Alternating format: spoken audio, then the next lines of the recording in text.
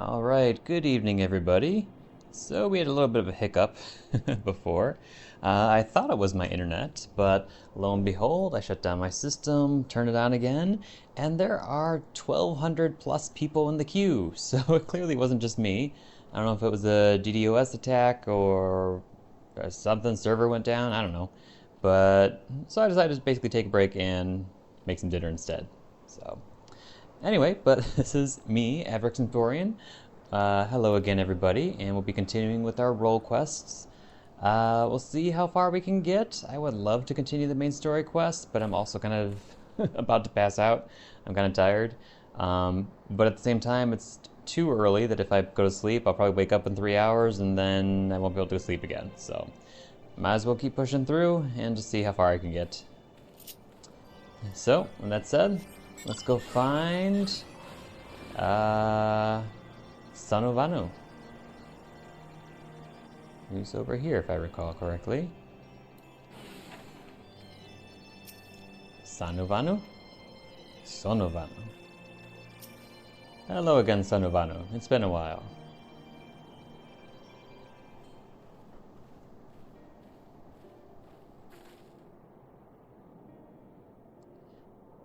Honored Netherling, your return to Oxondo is as welcome as the arrival of spring. Sanu knows why you have come. Wicked hearts seek to bring chaos to our home. And so the Zundu shall rise to its defense as needed. As the sun's rays chase away the shadows of night, the Sundrop dance shall keep the tendrils of sleep at bay. Chief Son of Anu, it's an honor to meet you. I'm Tentoa, and if the Sundrop dance is invigorating as you say, I'd love to see it for myself. Oh, you don't know what you're asking, Tentoa.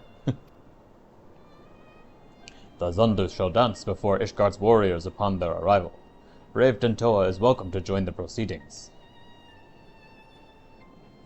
That was your original intent, right? I see. If we're to draw Leofine out, it makes sense to pretend like nothing is amiss.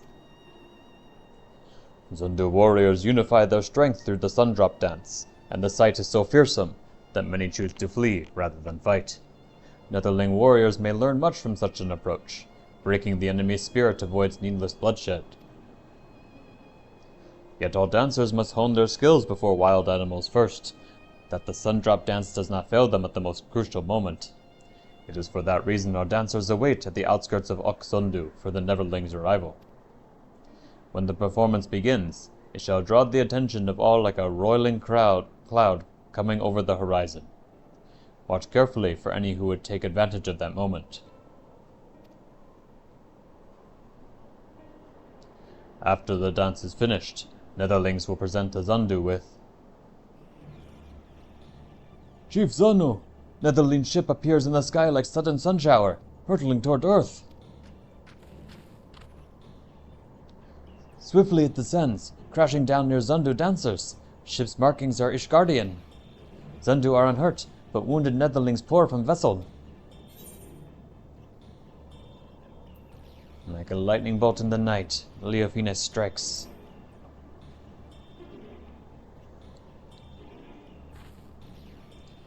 The Temple Knights were coming by airship, right? All Leofine had to do was lull the pilot to sleep. She saw right through us. And now we're on the back foot. Great winds can alter even a raging river's course. What matters is to stand strong and move forward. And now, we must offer aid to Netherlings who come as guests. Right. Let's go.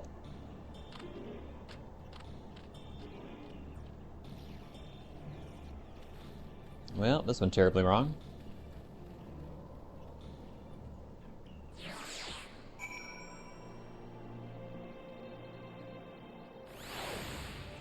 Oh, right to battle. Okay. We're fortunate that Leofine chose the outskirts of the settlement to enact her horrible plan. Imagine if the ship crashed over Oxundu, or even Ishgard. Oh, we're heading out there. Okay. What's my level? Oh, 680. Okay, let's do this. If this is the work of the cradle, Leofine can't be far. We must tend to the wounded, but I won't let her escape again. This ends today, one way or the other.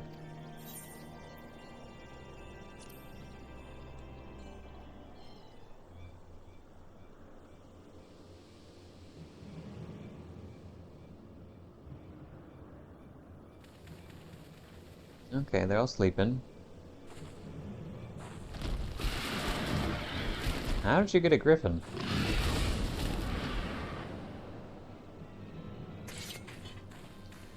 There you are. There you are, Leofine. You came all this way just to greet me. Oh, I am honored. I only hope my gift was satisfactory. 'Tis a shame you will not see Ishgard crumble. Alas, I can scarcely suffer rats to scurry about my feet, threatening to gnaw away at my carefully laid plans. At least you bear witness to the dying breath of the Temple Knight's flagging honor. We would sooner see that wrecked airship soar again than their reputation return to its former glory. Yet even I did not foresee that the Zundu would be in the ship's path. The Fury favors me, for who now would trust a nation so careless as to put their neighbors at risk? Everyone knows you're behind this. People won't turn on each other so easily. Oh, I didn't see you there. The shut-eye, wide awake. Doubly honored am I that you came all this way just to meet your end. Enough. We're taking the cradle back. We won't let your evil continue any longer. Such bold words. If I recall correctly, your people reaped great benefits from this artifact's power. All at the cost of someone's waking life. Your life.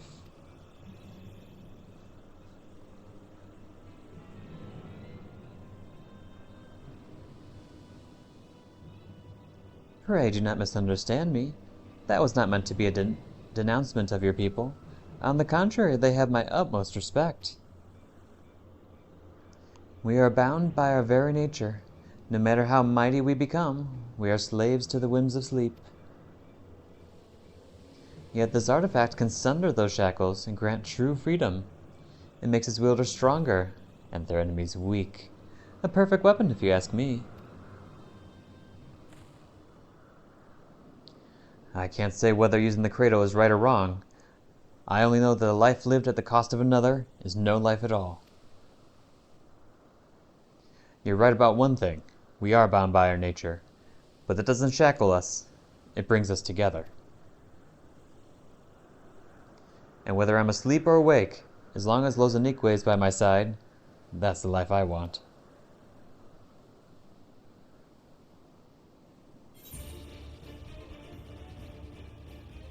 Show her no quarter. I'll be her shield.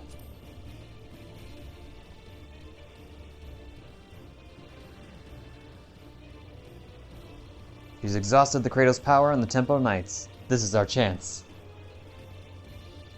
No plan is without its wrinkles, I suppose. Fortunately, I prepare for all contingencies. This is a great shot, by the way.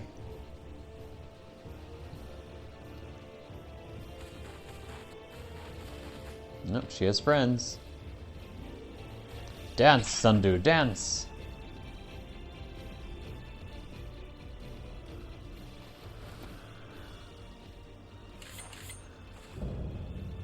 Unbound, Leofine the Unchivalrous. You had an opportunity to live a quiet life, but I will not give it again. This time I shall send you into a slumber from which you will never wake.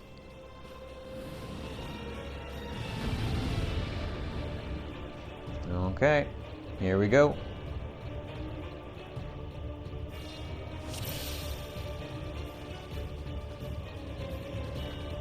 They're dancing.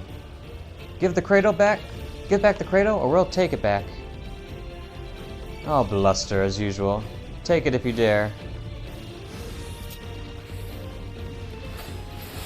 Come to me, everybody.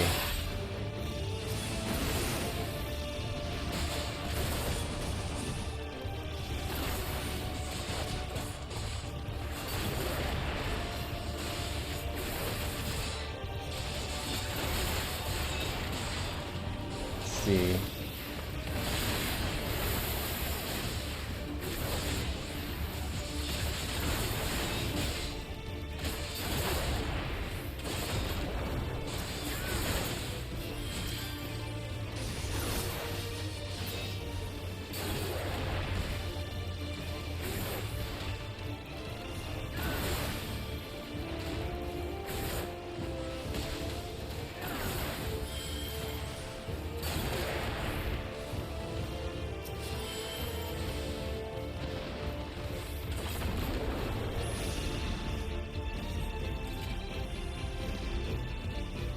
Don't just stand there, kill them. I don't think so. Uh-oh.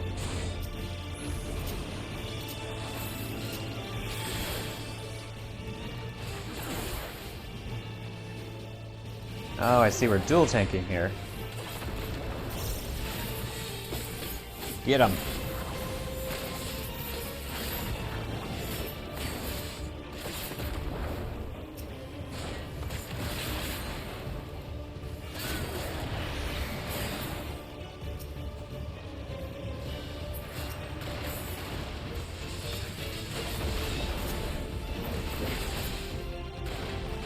Witness the sun drop dance.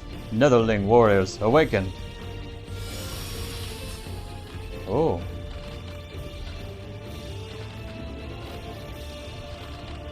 By the... what happened? Were we attacked?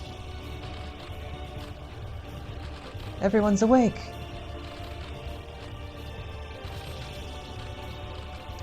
Mighty Zundu protect Netherling warriors. Keep cautious, like Galakat under stormy skies. Now you're all alone. Oh, now you're all alone. This ends now, Leofine. Why am I cursed with incompetence? Very well. Dance with me, White-Eye. I've yet to test the strength granted me, your strength. Now I shall... something. Be undone.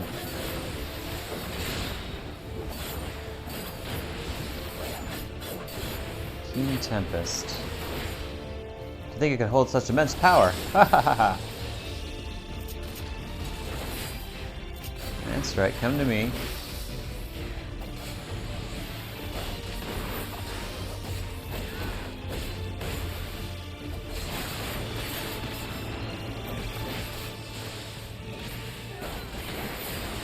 Third burst.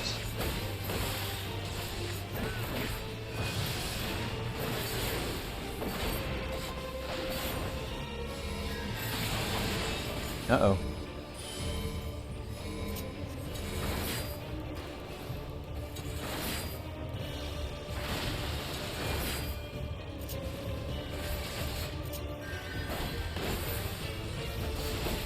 Thank you both. Healing is on the way. Okay, here we go.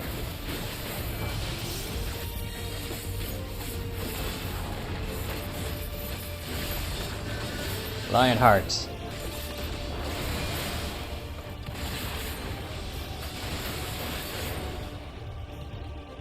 Oh, come on. I was having fun.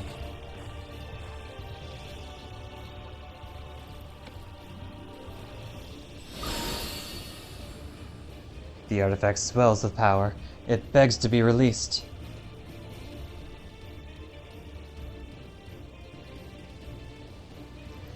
Now you shut your eyes for the final time. Take a last glimpse at the waking world.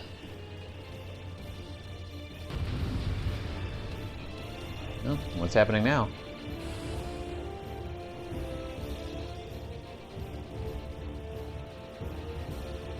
Brace yourself against the power of the artifact. Uh-oh.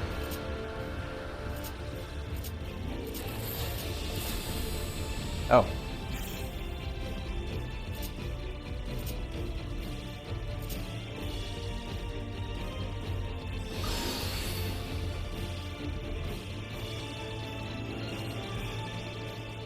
I'm alright. What about Tentoa?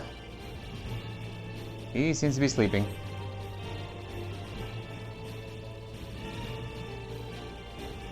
You think this piece of wood is for protection? Such a cloying sentiment. Cursed insects, you lot, finish them off. Earn your freedom.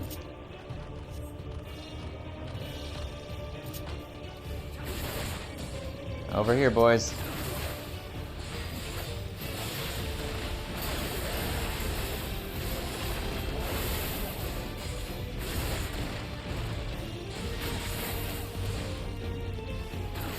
Uh-oh.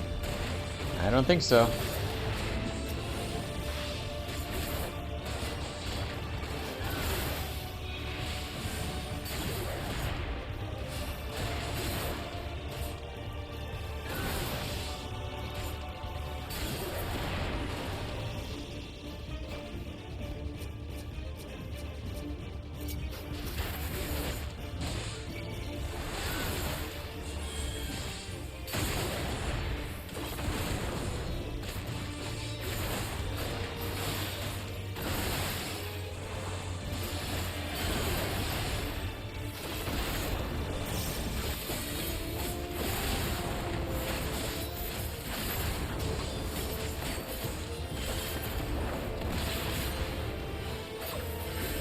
Piece of cake.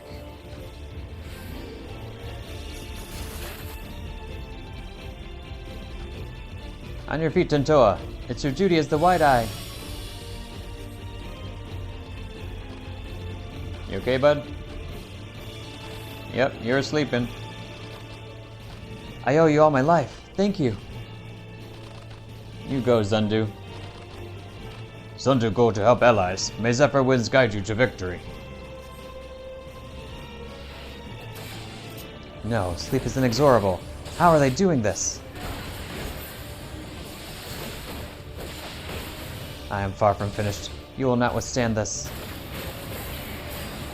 Uh-oh.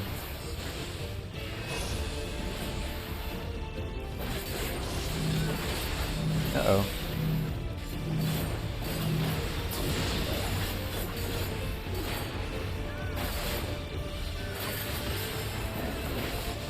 Others are just tools to you. Is this your idea of freedom? Great Nebula.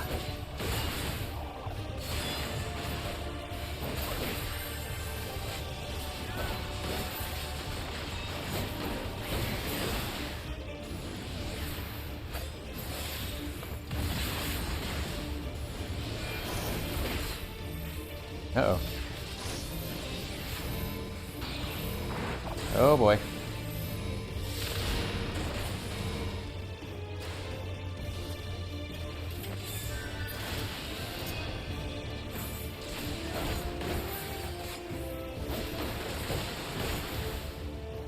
Interrupt.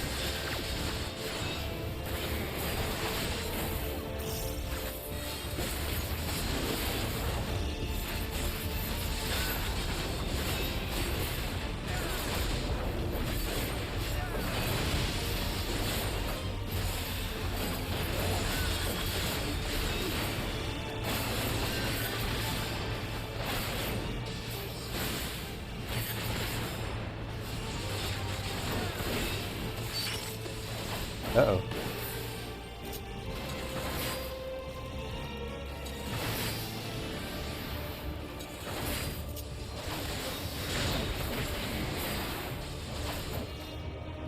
Haha. That was much easier than the healing one.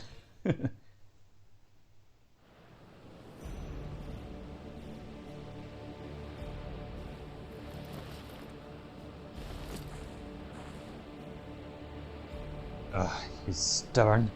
You may have won today, but this is not over.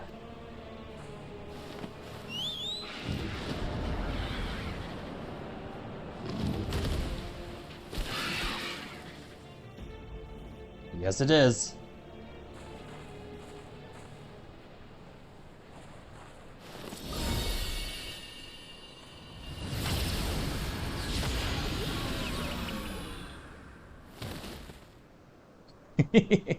I look so blissfully asleep. Damned fool. Now!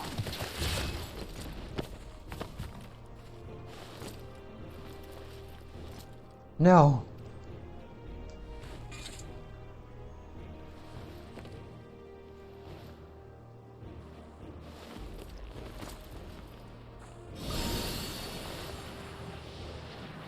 say goodnight, Leofine. Leofine.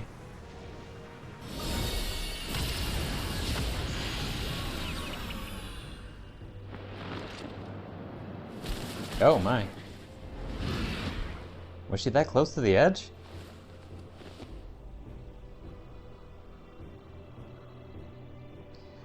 The wide eye watches eternal, and eternal is the sleep it bestows. Woo! We finally stopped her. Yes, but we have someone else to worry about. Ah, I'm fine. I haven't had a good nap in a while. Averick, wake up! Are you alright?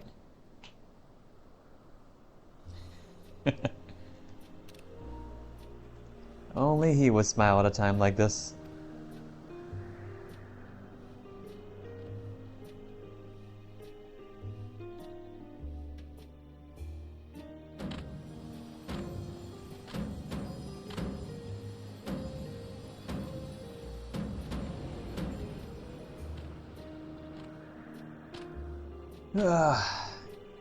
He's awake.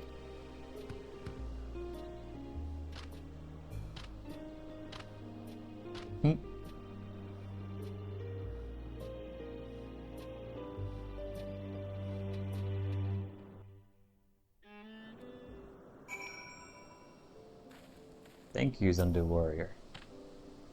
Netherling looks hale as a warrior in their prime. Good. Our wicked foes fled from Sundrop Dance like twilight before dawn. Oh, hello, Wind Sprite. It's good to see you awake. Don't worry, you weren't asleep for long. And judging by your fierce expression, the cradle didn't sap any of your trademark vigor. Your work is done, Averick. You did a commendable job as our shield, and now you can lay down your burden. It was thanks to your bravery that I was able to deal the final blow to Leofine. And with the cradle back in our possession, I think we can consider this expedition across the seas to be a success.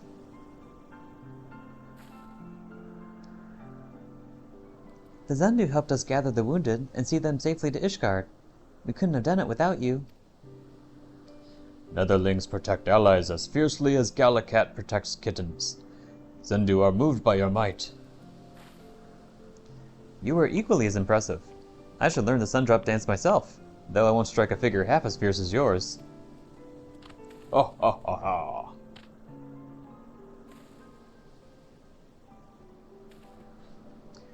The Zundu seem to have everything well in hand, and Handaloop is likely eager to see us.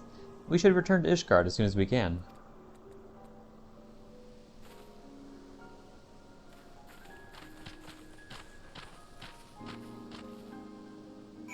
Okay, back we go. This place looks great with all the new grass.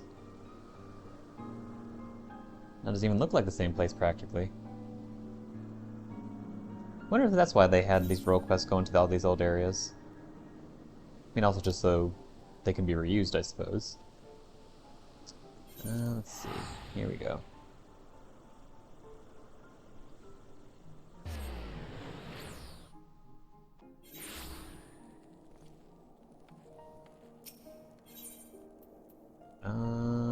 No. What am I doing? Forgotten Night.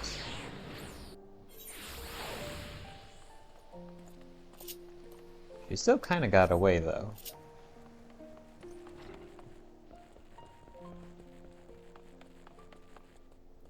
Where's Bismarck when you need him? Just gobble somebody up.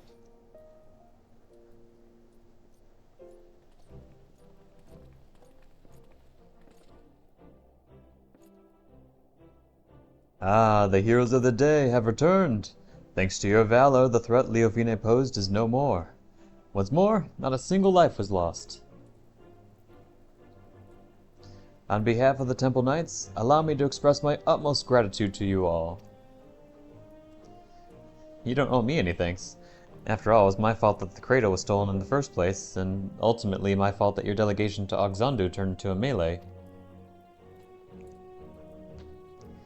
It may be true that our visit to the Sea of Clouds was far from peaceful, But the bond between the Zundu and Temple Knights has only deepened through overcoming mutual adversity. Blessings often take inscrutable forms. And while we know not whether Leofine yet lives, we do know that she can no longer reach the source of her ill-gotten power, so we have little more to fear from her. With the crisis behind us, the common folk no longer have aught to fear. We will make known the story of Leofine's schemes and the heroes who worked to foil them, and in time, I hope that trust in our order will be restored. The Temple Knights shall continue to build relations with our neighbors for years to come, relations which shall form the foundation for Ishgard's future. We would be honored if we could count you among our allies in this endeavor. Anything you need, simply call upon us. We'll be there, no questions asked. And with that, it's time we returned home. It's been an honor.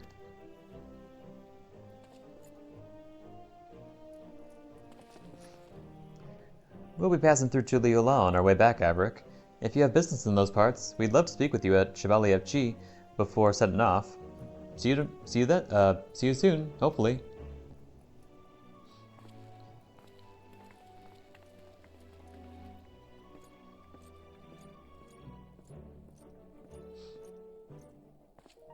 Okay, it's another one down.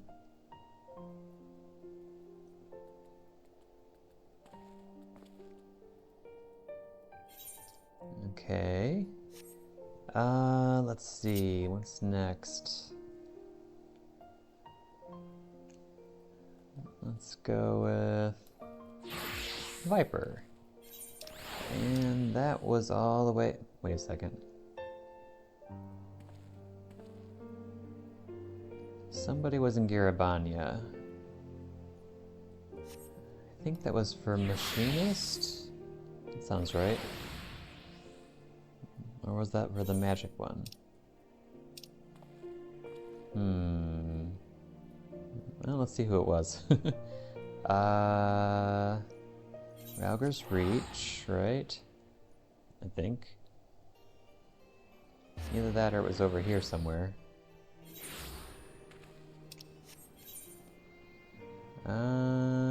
Nope, not here.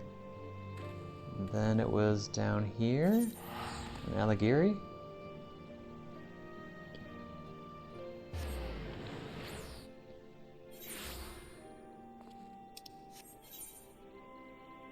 There we go, that's right. Sitolja, that's right, okay. I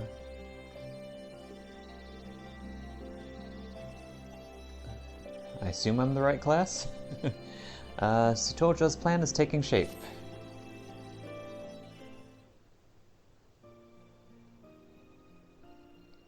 Alright, I have something resembling a plan.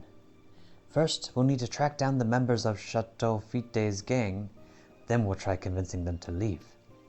Considering how terrified most of them were, I'm sure they're eager to free themselves of Chateau Fite and his outbursts.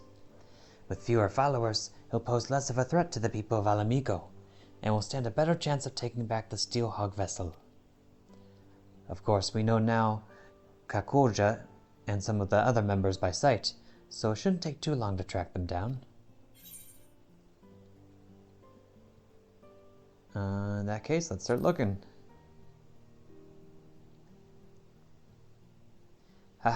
Rest assured, I'm already a step ahead of you. Besides, if your role is to fend off bandits and the like, mine should be to gather information and whatnot. Does that sound fair to you?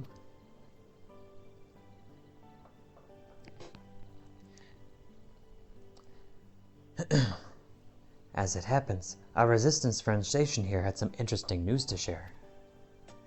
Apparently, the two men posing as merchants that we met before were spotted nearby, engaging in trade and conversing with caravan owners, all to nefarious ends, no doubt.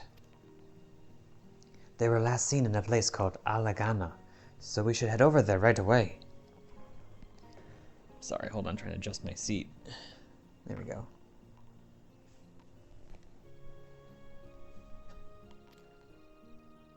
One has a beard, and the other has blue eyes. Assuming they haven't changed their disguises, they should be fairly easy to find.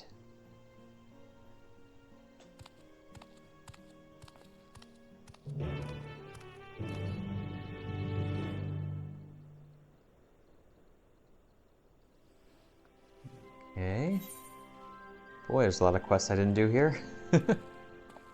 We are going where? Oh, all the way up there. Oh, Alagana, of course.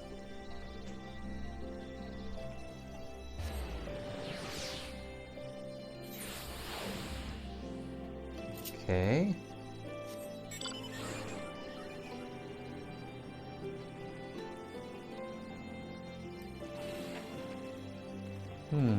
Hello, friends.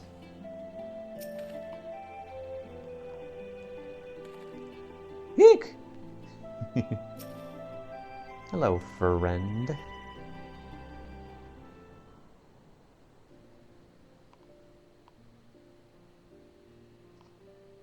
Hey there. Ah, good work, Averick. Why, good evening. What can I do for you? You can start by dropping the affable merchant act. It's nothing but a front for your real line of work. Ah, save me, Shatafite.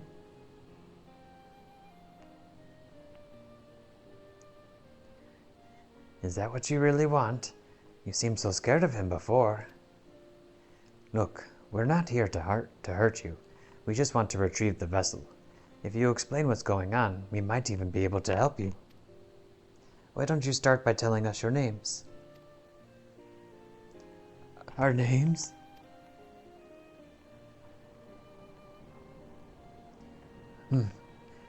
Come to think of it, not once did Shatafite ask us that. It was always, you there, or some undeserved insult instead.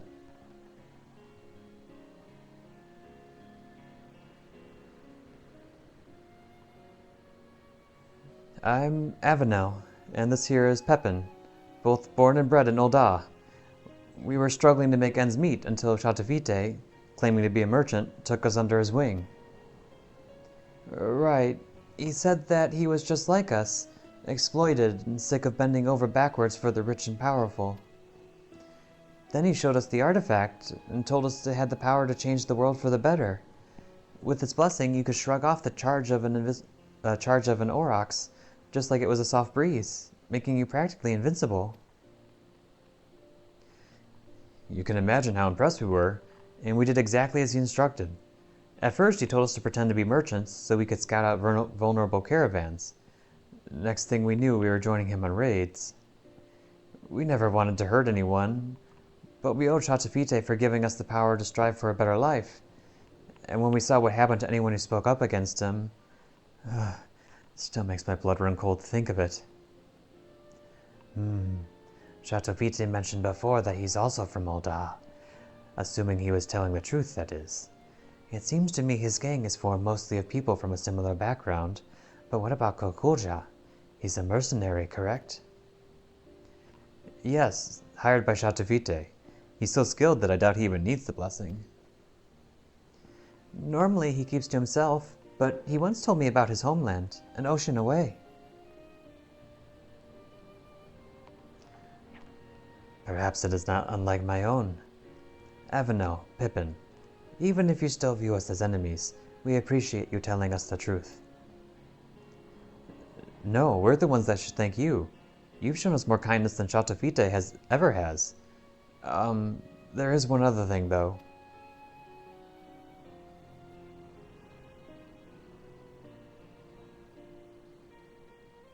Although you know about the crimes we've been party to, could you give us some time to straighten things out? Once this is all over, we'll turn ourselves in, I promise.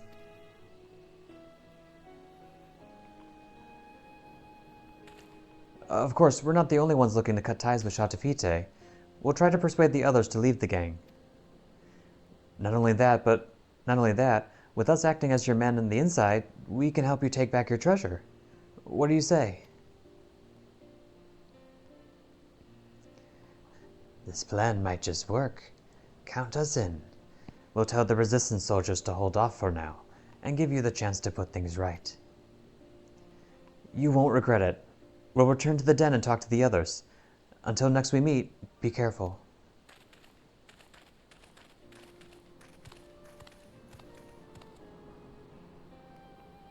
What nice boys. I can imagine her saying that. But she's not that naive. To be honest, that went a lot better than I expected. And although it was fairly obvious from the outset, they confirmed my suspicions about Kokolja traveling here to find work as a mercenary. Do you remember his reaction when we first encountered him? I have a feeling he and I are both from a similar part of Turao, and he was surprised to see someone like me here in Eorzea. Whatever the reason, he's let us go twice now. He may be aiding and abetting a nefarious criminal, but I refuse to believe he's a bad person. I think it's worth talking to him, and for that, we need to create an opportunity. The way he spoke about his homeland to Evana and Pepin means he probably misses it, which gives me an idea. Where I come from, we have a tradition of using incense burners, and if Kokolja's village is anything like mine, that fragrance will remind him of home.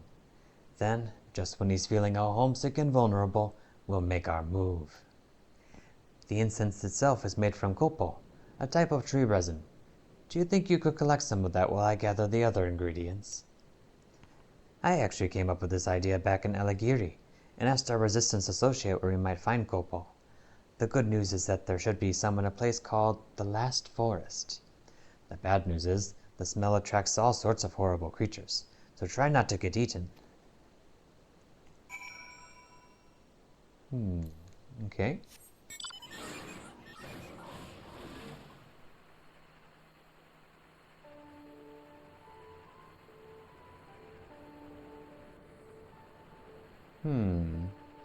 Oozing copal. Ooh, a jittering Japuli.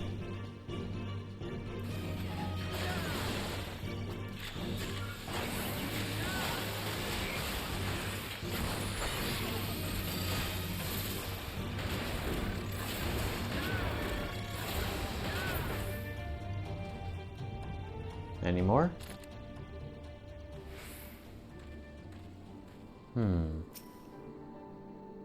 This is strange, the circle's still around. Huh. That's weird. Oh, I have my rocket launcher thing.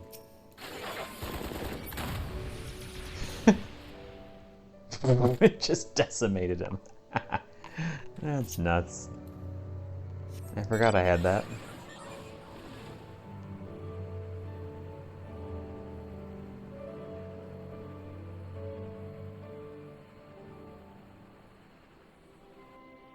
Oh, there she is. Got the goods. Is that copal I smell? Copal. This is what it smells like when trees cry. That's funny.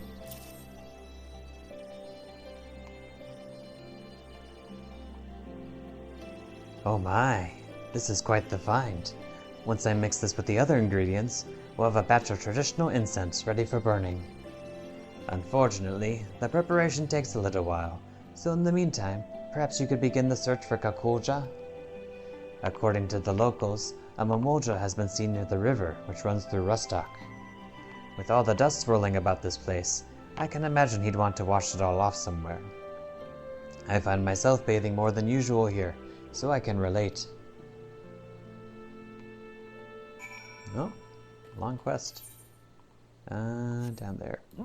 Excuse me.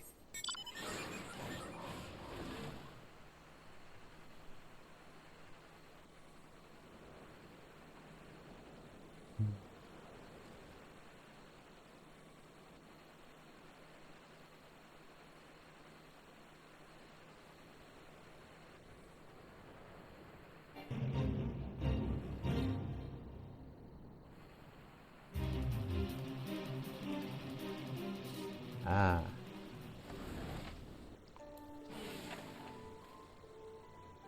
Boo.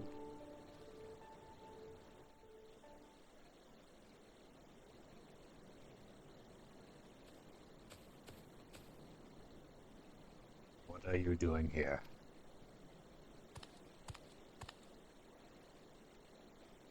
Oh, There you are.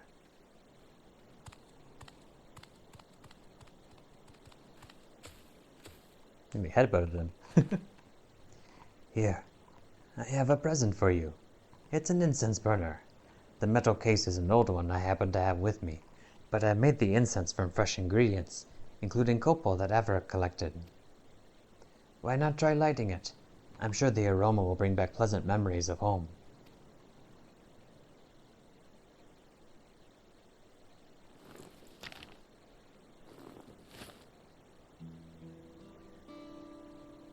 There's no need.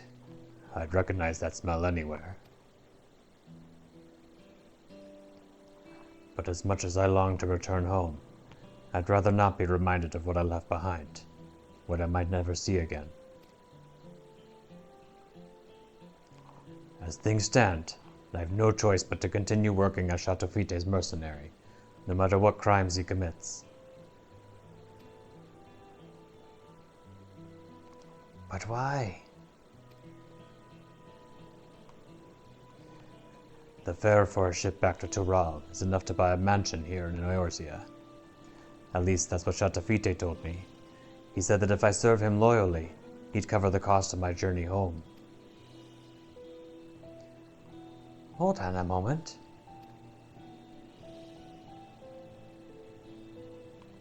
Surely that can't be right. People rich and poor travel from Eorzea to Tuliyola all the time. Well, since I'm unfamiliar with the local customs for negotiations and such, Shatofite offered to speak with the ship's owner in my stead. Compared to the journey from Tural to Eorzea, traveling in the opposite direction is far more perilous, due to the, weather conditions and so forth. Were it not for Shatofite's skill at the bargaining table, the price would have been even higher. Or so he said.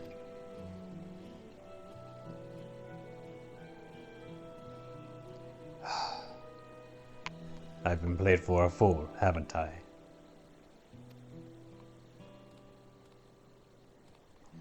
That unscrupulous thieving snake in the grass.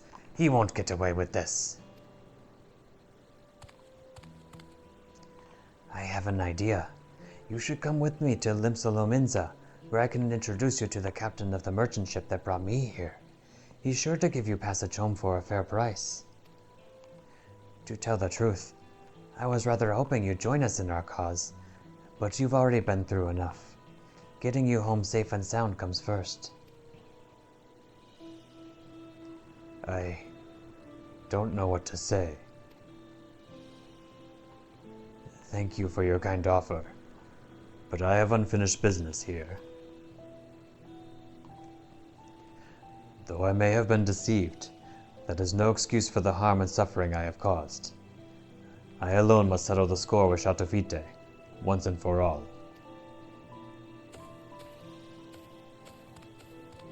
Aw, he is a good guy.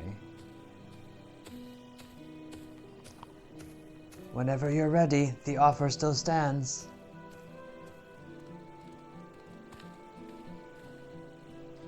It's a pity we couldn't join forces, but he's got to do things his own way, I suppose.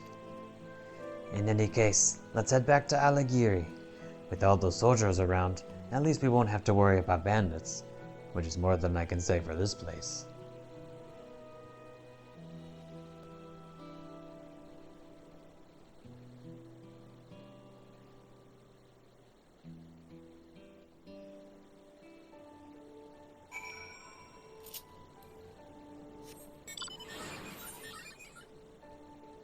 Nope, nope, just be faster to teleport. Oh look, there's one of those wandering fates. Did they update that symbol, or has it always been like that? They're almost to the objective.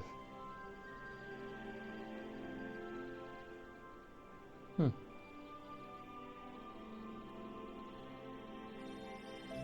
don't remember ever seeing that before.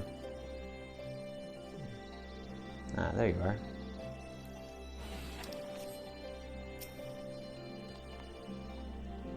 You know, Hakoja isn't at all like his first impression suggested.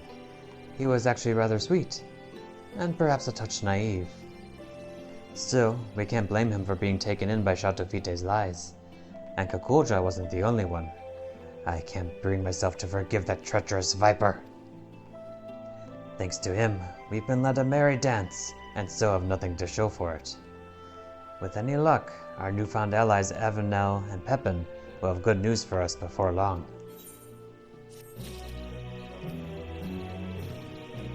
In fact, I think I see them over the edge there now. Ally in the alley. Sitolja appears to be somewhat discombobulated. Driftwood catfish pie. Ugh. Well, could be good. You'll never guess what. Someone I've never met before handed me a letter, who said they were asked to deliver it by an entirely different person. There's no way to tell who the message is originally from. As I'm unaccustomed to, well, everything around here, I can't tell if the letter should be taken at face value, or if there's some hidden meaning. Perhaps you could take a look?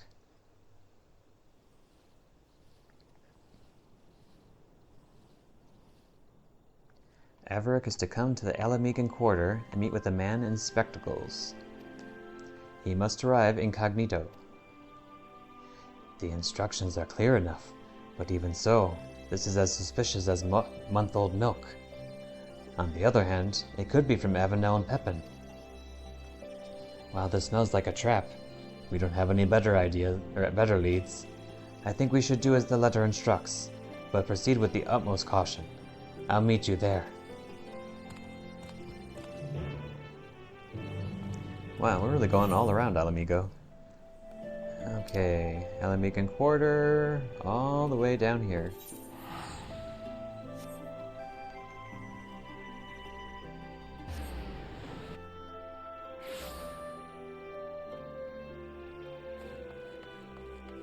Okay, good. She made it all the way here in one piece.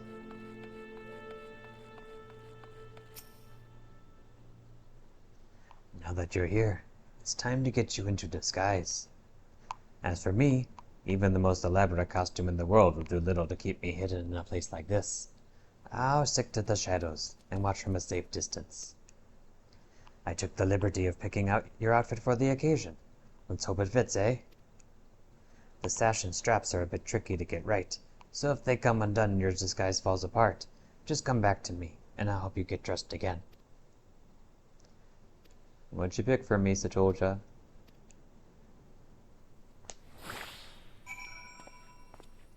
Oh, not bad. First time somebody picked an outfit for me that actually looks pretty good. Okay. And we're going over here.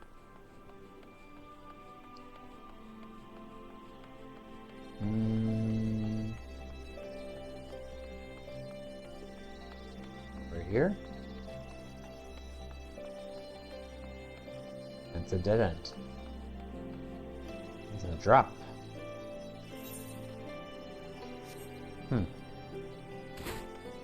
That seems dangerous. Oh, but here's where we need to be.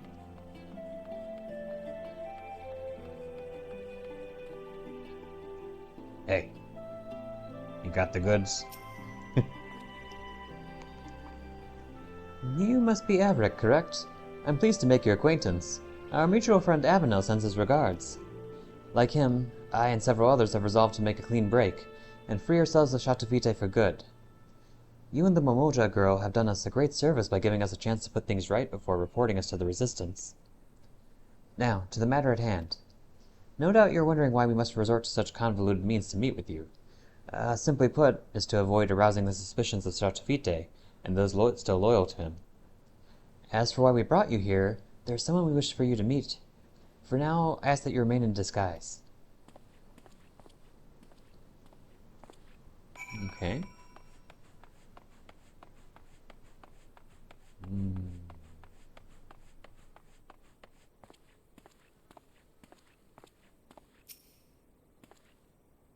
Your cooperation is appreciated. One moment, please.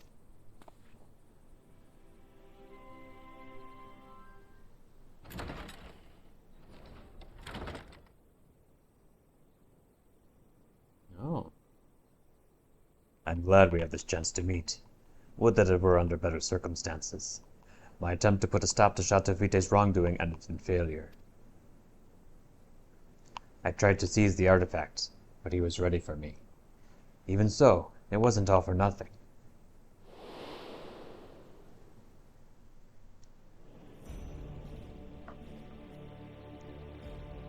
Thank you all for joining me, in spite of the ever-watchful eye of the Resistance. The time has come to initiate the next phase of my master plan. Until recently, we have concentrated all our efforts on liberating wares from hapless merchants and giving you all the most spiky gear imaginable, but this was all in service to something far greater. Our disruption of the flow of goods into Alamigo has plunged the markets, and as a consequence the city itself, into chaos, exactly as I had foreseen.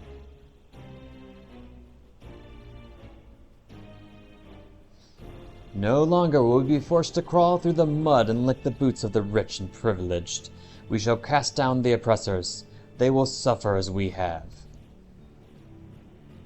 The meager shall inherit this land. Down with the old order.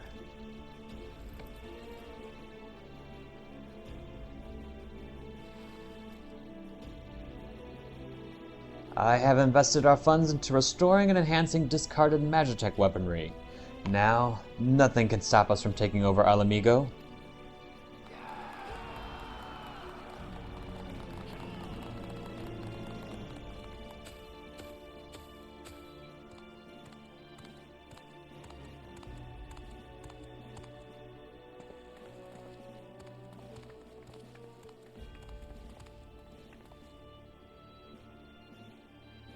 That's enough, Chateau Fite. Your treachery ends here. All this time I believed your lies, but no more. Give me the artifact, now. It belongs to Sichoja and her people. Actually, it's hard to do that voice that low for me. Or with like gravel to it. I'm going to change his voice up. What? But Kakulcha is Chateau Fite's right-hand man.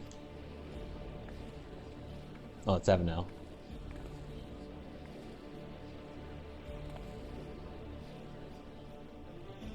Silence! Look at this wretched soul. That Momoja girl has turned him against me, his one and only benefactor.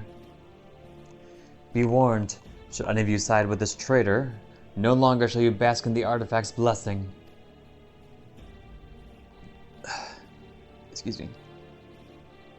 Now seize him, or face the consequences.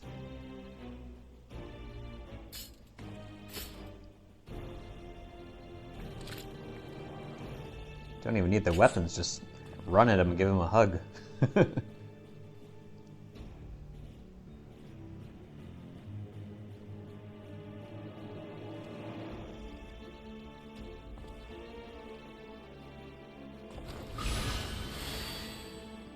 Uh-oh.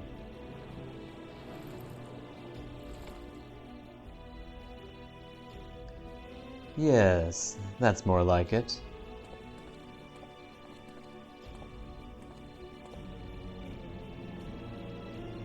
Any further interference could place my entire plan in jeopardy. I must act, and without delay.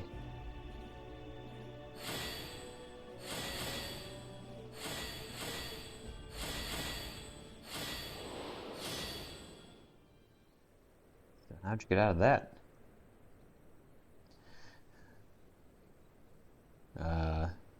Yeah, I'm just gonna read like normal for this guy. I have a lot more to read tonight.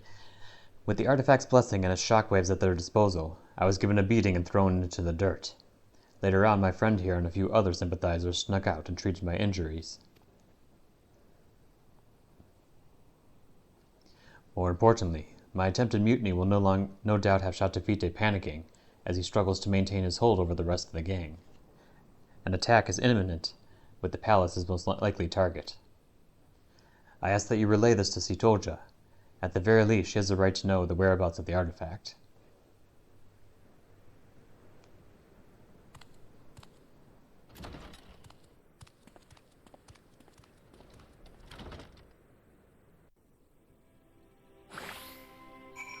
Poof. Where are we now? Oh. Oh, and that's it for this one.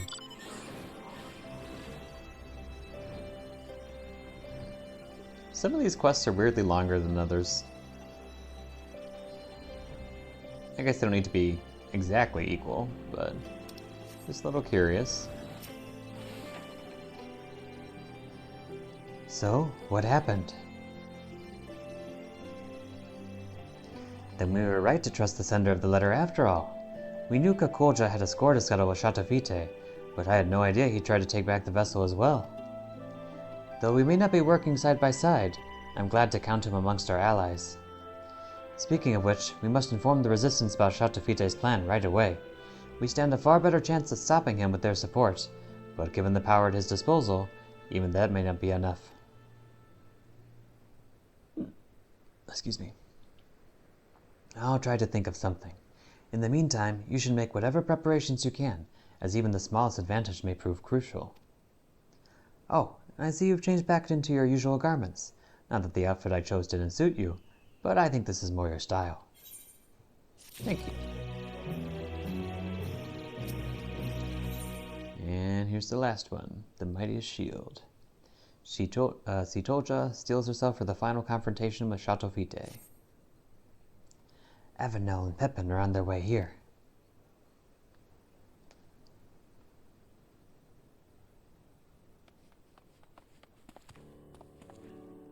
It's Shatofite. He set his plan into motion. We would have come sooner, but after Kakolja openly opposed him, he became even more secretive than before. He refused to share his schemes with even his most loyal. Now, he's used a caravan to smuggle a load of Magitech into the city. He's about to launch an assault on the royal palace. We managed to sneak away, but Shatafite and the others will make their move any moment now. Understood. We'll head there straight away. We have no choice but to face them head-on. While I wish there were more I could do to help, I'd best leave the fighting to you. No, what am I saying? There must be a way I can help. The treasure is from my village. I should be the one to solve this.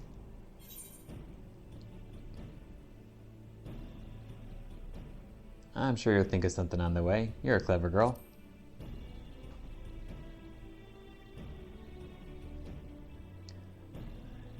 I thought I'd find you here.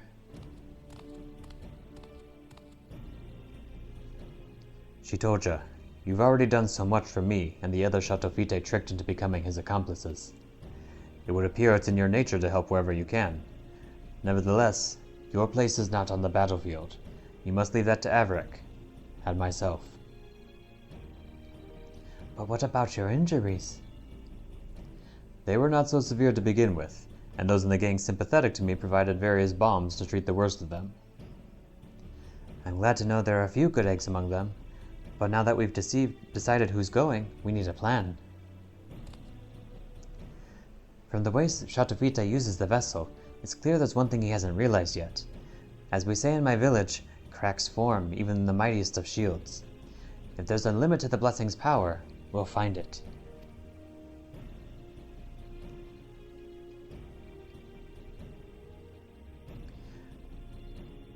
Whatever you do, you best do it quickly. Shatofite and the others will soon reach the palace. We'll share everything we know with the Resistance and ask them to come as quickly as possible. Be careful out there.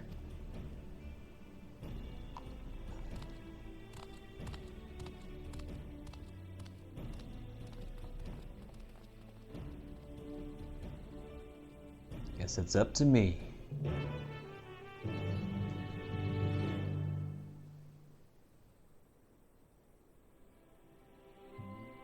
Where are we going? Oh, okay.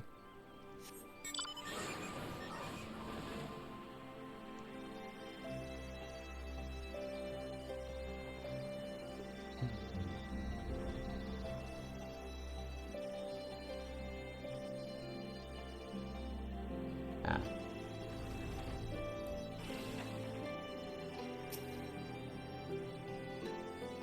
As I said, my wounds are healed.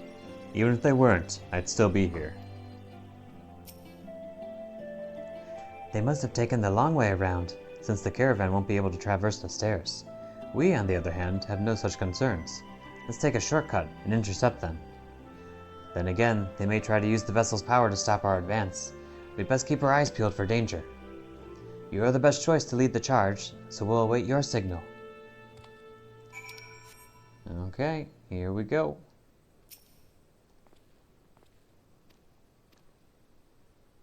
Oh, ready? It's now or never. Sorry, this charging into battle stuff is all new to me. I won't pretend I'm not scared, but I'll try to stay out of your way. Besides, I can't afford to back down now, knowing what's at stake. Let's show Shatafite who he's dealing with. You go, girl.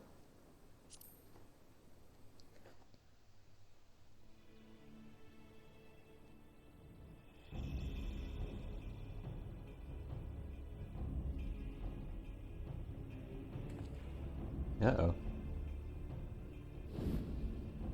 Oh dear. Shatafite. Infiltrating the city was almost too easy. Now go, comrades. The smoldering ruins of the old order will be the foundation of our utopia.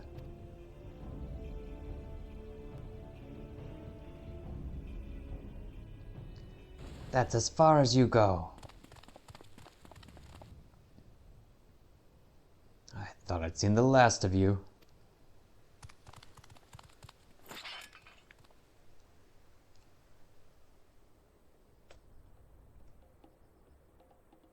Do you not see that this artifact can lift... Excuse me, hold on, need to drink water.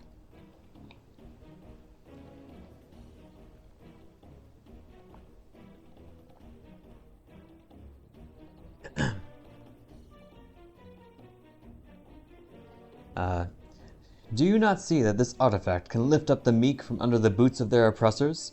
Not just one isolated tribe, but everyone who's ever known fear. You can call me a villain, or you call me a villain, but it's you who keep such a liberating power to yourself. You are no better than those we struggle against, and only when your ilk has been eradicated will the world know freedom. The hour has come for us to rise up and take what is rightly ours. My whole village might rely on the treasure's blessing, but we would never use it to steal from others.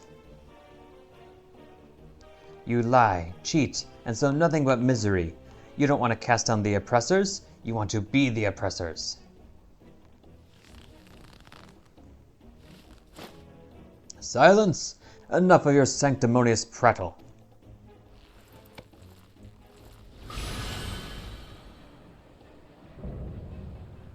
Unbound. Shatafite Craven's Creed.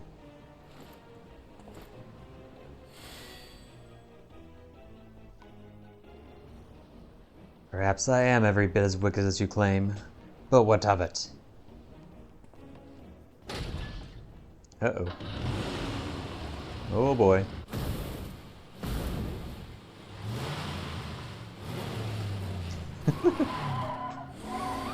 Even the screeching wheels. Does your self-righteousness make you better than me?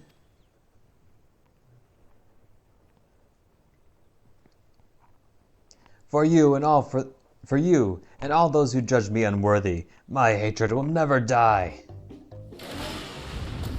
Why is the goofy music playing? This seems a little out of place, a little discordant. Okay. Remember, cracks form even in the mightiest of shields. So, do we just keep hammering at it? There must be some truth to it. Don't let up your attack. Okay. Keep attacking the barrier. I have a drill. A chainsaw. And a big excavator drill. Uh-oh.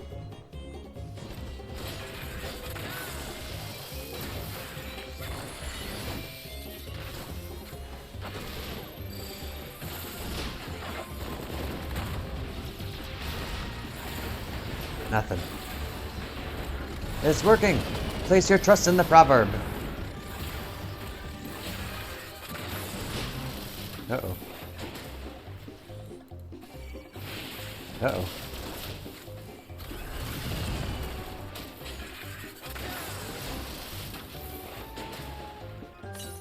Once I've dealt with you, El Amigo's as good as mine.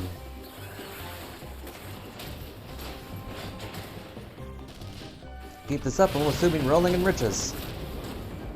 Whoops. Wrong button. You sure it's working, Sutolja? Oh, I see a crack. What the hell's? The barrier is fading? Huh? Is that what you meant? Focus on the barrier cracks? Okay.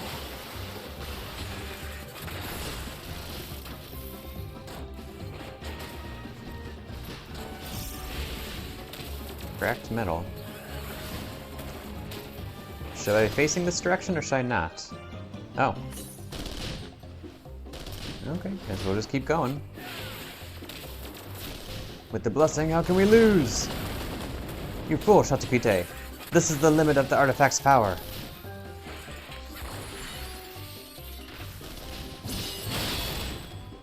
Oh.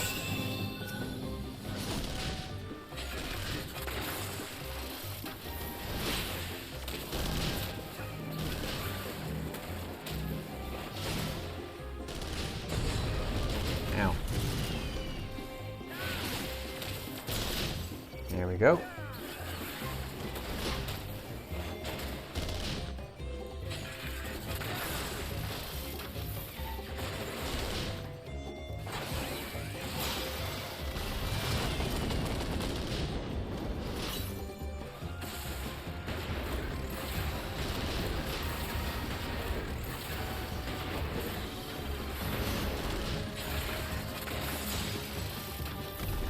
Sorry. Meddling curs, let's see what you make of this. Uh-oh.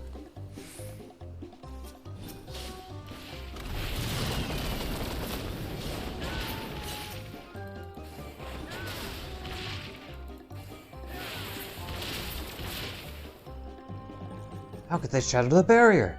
The artifact's power is absolute. Behold the power at my command! Uh-oh. Not this again.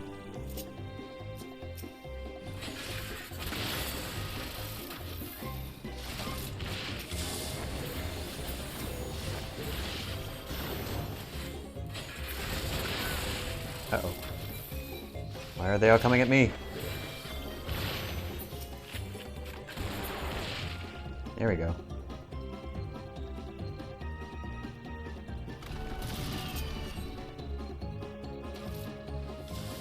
Again? Oh dear.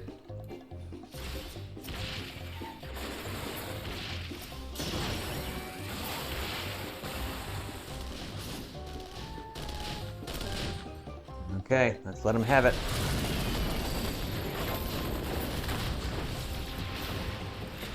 Haha.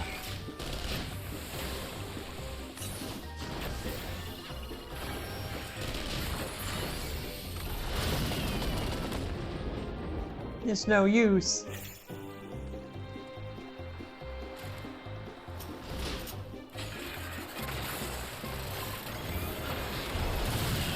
Uh-oh. Oh, they're moving. Uh-oh, I'm bad at this. Okay, that one explodes. That one explodes. That one explodes. Ow, that hurt. Uh-oh.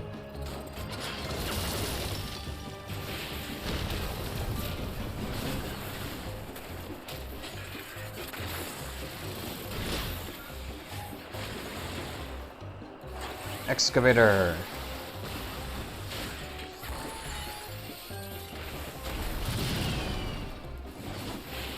I don't need help to deal with the likes of you.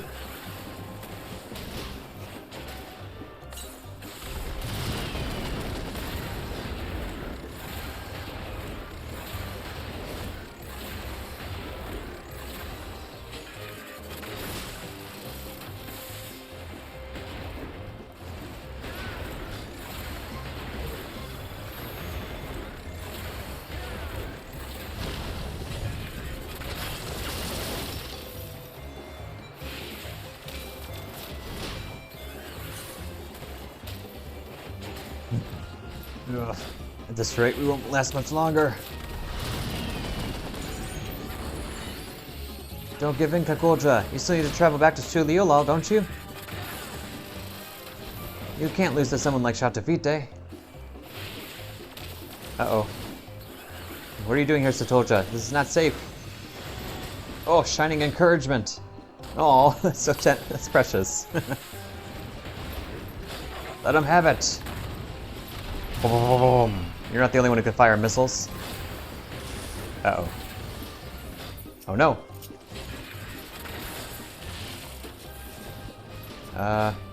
That one. And then that one. And then this one. And then that one. And then that one. And then that one. And then this one. Here we go. Aha! There it is. No, please target the cracked barrier. Thank you.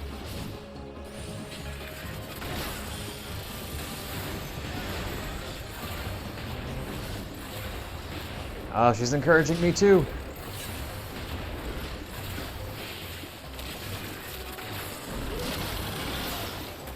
Ha!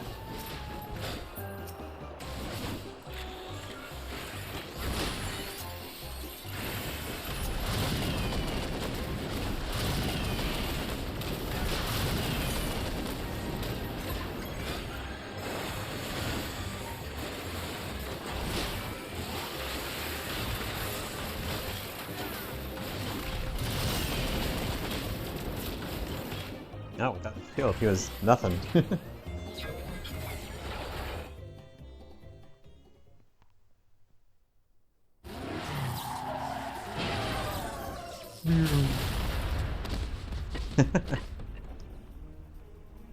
Boom, boom.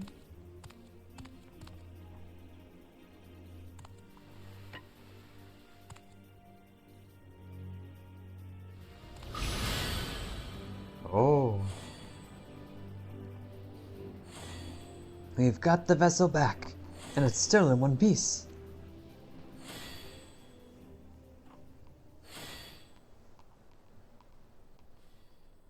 Please, I beg of you, give me the artifact.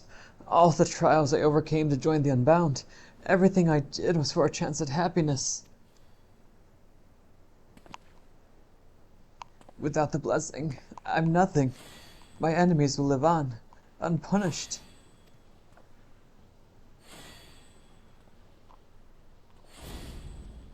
Enough. I've tried reasoning with you, but it seems there's only one language you understand. Bam. Ah! Ooh. You go, Sitelja. Oh, I was hoping for a close-up. Oh well.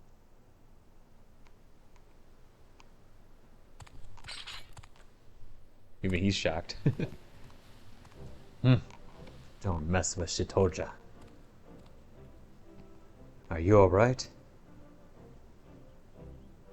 Never better.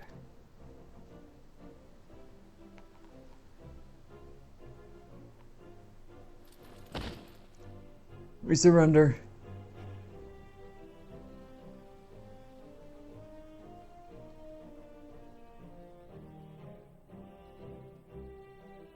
I'd say that Shatafite's plans for world domination are well and truly over. Not only that, but the Steel Hog vessel is back where it belongs. Or at least it will be soon. Of course, I have you two to thank for everything. I quite literally couldn't have done it without you.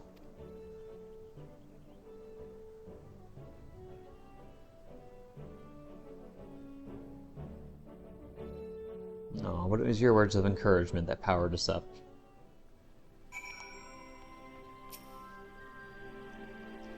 It's finally over. Oh, this poor guy just wanted to go home. That's so sad.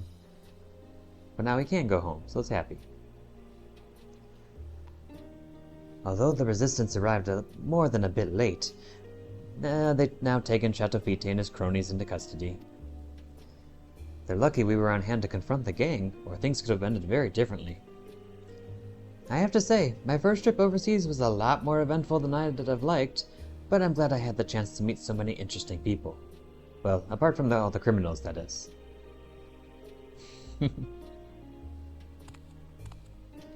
As much as I'd like to spend more time seeing the sights and whatnot, I suppose I'd best get the vessel back to Tural. What about you, Kakolja? There's only one thing I can do. Turn myself in, just like Pepin and Avenel. Even if I was dancing to Chateau Fitte's tune, the fact remains that I committed those crimes of my own free will, and I must pay the penalty. Perhaps, if I am one day granted freedom, I'd like to pay my way home with fairly earned coin. The first thing I do upon returning is visit your village, and offer my apologies for using the artifact to carry out evil deeds. After that, Would you like to marry me? No, it is too soon to speak of such things. Wherever your journeys lead, you're always welcome in my village.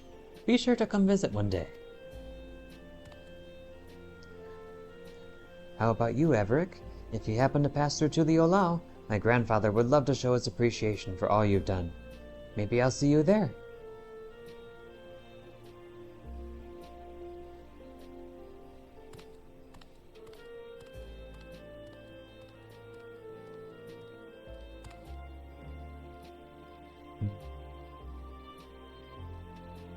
Oh, maybe we can put a good word in for him, the Resistance. We do happen to know their commander. But I guess that's it for now. Okay. Now I remembered the other one. That was in... Razatan. It was down here, I think. The goofy guy that uses the totem that summons rocks to fall from the sky? I think we got pretty far with this one. There we go. Tepeke. Is this 96 or 98? 96. Okay. Tepeke appears pleased with the blow dealt to the Justicier's credibility. Greetings, Everick. Virazan's father has been as good as his word, and has confessed the truth of his son's actions to whoever will listen. Even among the younglings, far fewer sing of the Justicier's praises. The tide is turning in our favor at last, and the Radiant Host are making ready to tighten the net. Speaking of which, they had curious news to share. They have been examining the stones left behind by the Justicier, and noticed a pattern. They were all varieties of rock commonly found near the site of each encounter. For instance, near the Giant Skull grounds, the Justicier seems to have called down a hail of what else but Giant Skull. I have my own theories about what this means, but I'd like to hear your thoughts, Everick. Safe to say that artifact doesn't create rocks from nothing. The rocks weren't summoned but moved. Indeed, the perch at the apex lightly lifts whatever stones are nearby and brings them crashing down to earth. If our suspicions are correct, we're one step closer to unraveling its mysteries. But despite these favorable developments, the Justicier's popularity remains a problem. Even with the recent blow to his credibility, his most ardent followers still idolize him. In fact, I hear he's handing letters to the youth. Let's try it again. In fact, I hear he's handing letters to the youth of Razatan, though their contents are a closely guarded secret. All the more reason to investigate, don't you think? Once we get to Razatan, if I question people around the marketplace, could you cover the city's western quarter? That's where his younger followers tend to gather. After we've collected enough information, let's meet to share our findings. See you again in Razatan, Everick.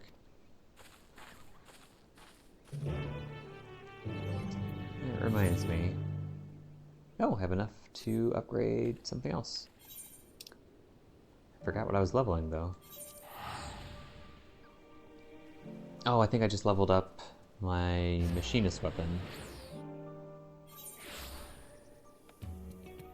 So, in that case, what do I want to level up next?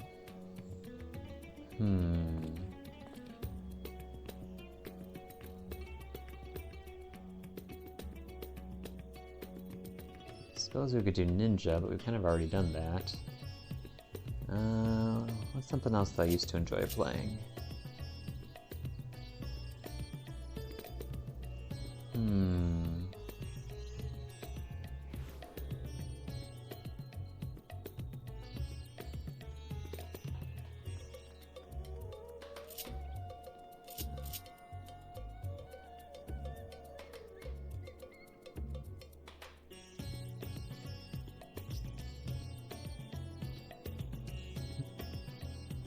Arcanist. Transcades expanded. Ah, that's right. I can now summon Bahamut 2, or Solar Bahamut. Interesting that there's been no lore about this at all. I was assuming we'd be fighting Solar Bahamut. Unless he's the final boss somehow. I don't remember how to play this at all. Oh, there's Solar Bahamut, or Lux Solaris. Ages. I'll have to swap this around sometime to remember how to play it. Summon Solar Bahamut. I think it's literally been over a year since I played this. Kindle Bahamut, Searing Light, Ruin 4, Astral Flow. Yep, don't remember any of this. Okay. Well, let's see. Start this weapon. Do I even have space? Okay, good idea. Oh, wait. Do I have a... Wait, no, this should be fine. High Crucible, Alchemia. Let's get a new weapon.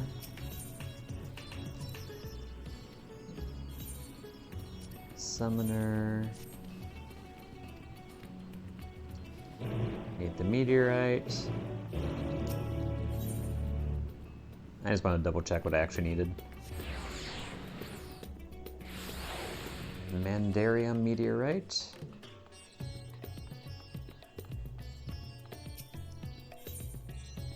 There it is. 1, 2, 3. Oops.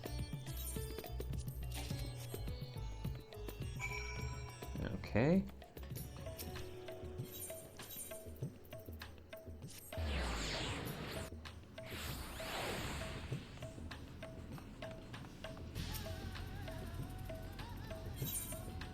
Here's the meteorite.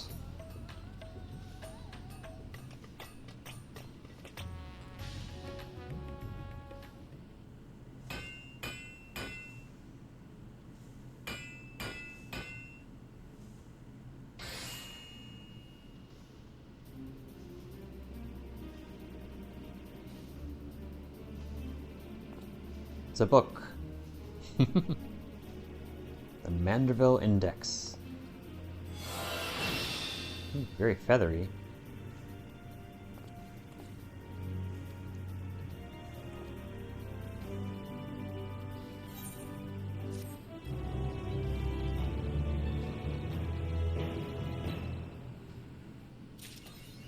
It's totally just for glamour, because I already have the Grand Grimoire. So what does this look like? Wait, where actually is the book? Oh, here it is.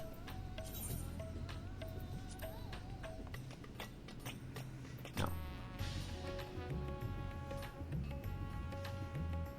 Ooh, what is that on the cover, actually? Is that a dinosaur with a hat? Hold on, I gotta put this... What does this actually look like? Oh no, it's a dragon. Stop moving, please. Okay, that's pretty cool, actually. Huh.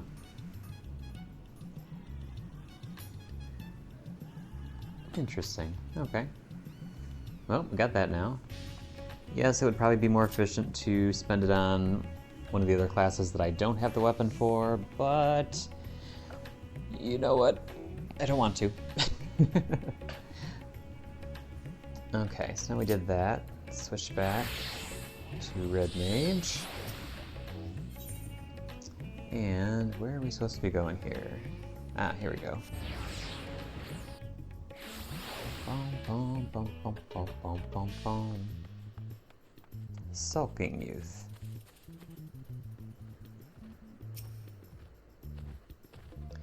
Excuse me, madam. The Justicier gave me that invitation himself, only for some thief to snatch it right out of my hand. Huh? You believe in the Justicier too? Well, I didn't have a chance to read the whole letter before it was stolen, but he's gathering his most devoted for a special audience. That bastard who stole my invitation is clearly up to no good. He even muttered something about getting revenge. But who could hate someone so noble?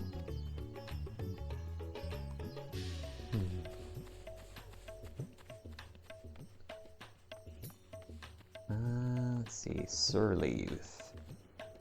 Bunch of grumpy youths here. Oh, you're the one who's always following that Topiki around. I heard she's spreading rumors about the city's savior. I won't let her harm his reputation any more than she already has, so I have nothing to say to her lapdog. Excuse me, madam, I am a cat. Clearly.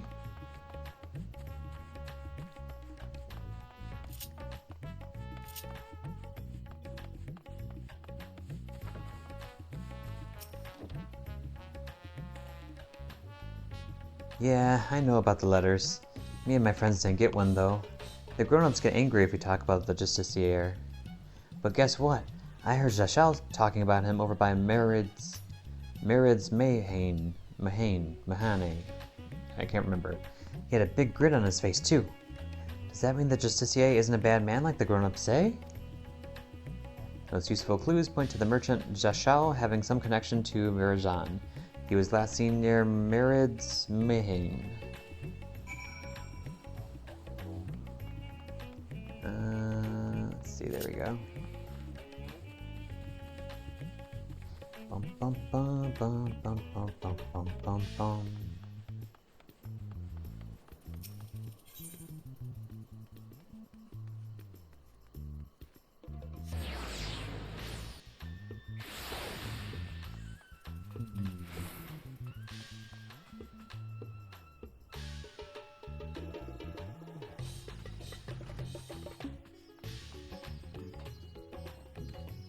Hey there, Mr. Jashal.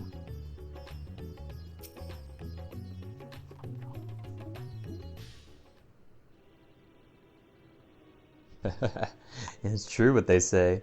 A fool and his gil are soon parted. Oh. Huh?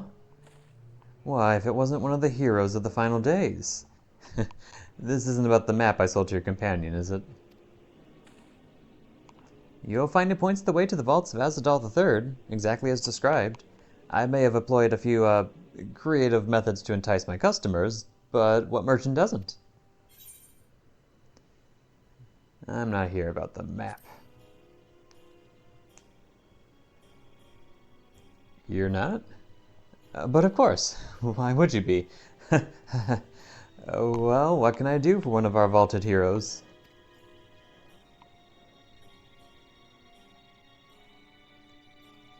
You're after the Justicier?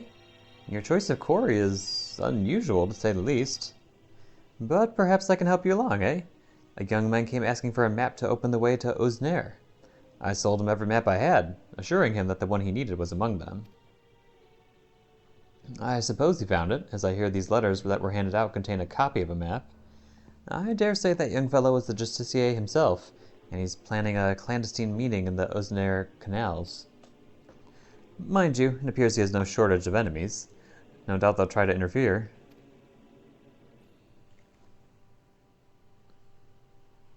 Thankfully, Razatan isn't known for large-scale criminal organizations, but that hasn't kept the less scrupulous citizens from dirtying their hands when times are desperate. From what I hear, bandits seeking to rob trade caravans keep running into the Justicier during his fiend-felling exploits, causing their raids to end in failure. Like as not, they'll try to infiltrate his group of followers and settle the score. And that's where my knowledge of the matter ends. If you're wondering where the meeting place is, all I remember is that the spot marked on the copied maps is somewhere in the Shroud of the Samga. So, does that answer your queries?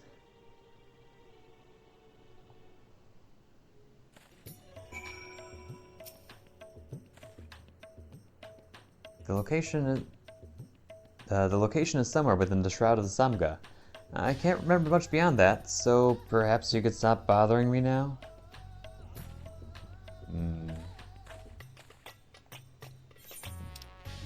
Okay. Here we go.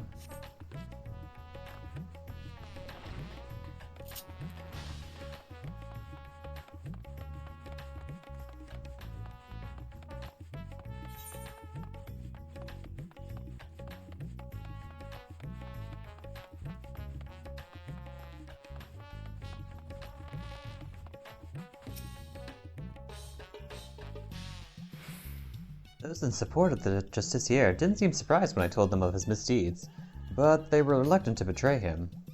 In short, I've had no luck. What about you, Everick? Your investigative abilities never cease to amaze me. As for this gathering Virajan is planning, I expected some scheme to prop up his flagging popularity. Even so, many of his devotees are younglings, ill-equipped to make the perilous journey to the meeting place. If they have any sense, rather than attempt to travel there directly, they'll stop at settlements along the way to rest and confirm the route. You said the map led into the Shroud of the Samga, right? That means Palikastan is the closest settlement. I hear many took refuge there during the final days, and now it's a bustling town in its own right. The arrival of more people would hardly raise eyebrows, making it the perfect place to avoid unwanted attention while they make ready. We should head there before they leave on their final leg of their journey. Bum, bum, bum, bum, bum, bum, bum.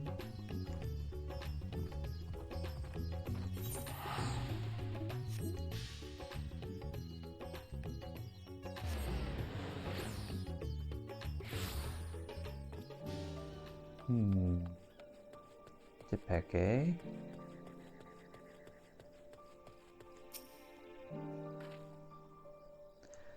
I was right, Everick.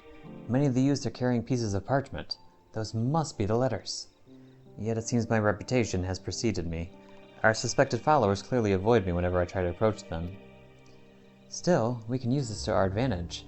None of them would dare leave Palikastan while there's still risk I might follow after. I'll keep watch over their comings and goings, but make sure to leave obvious blind spots. If one of the Justiciar's followers attempts to escape the village, I need you to go after them. Now, find a vantage point that affords a good view while keeping you hidden. Once you start pursuing our unwitting target, I won't be far behind.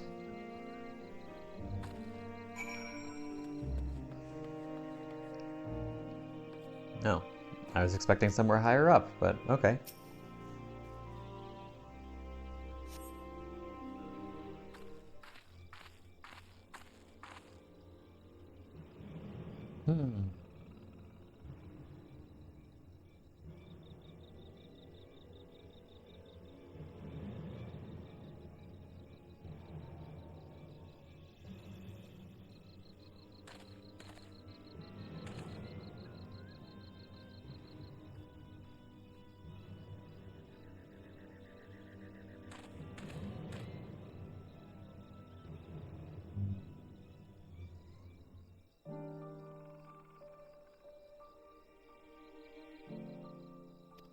Yep, following game.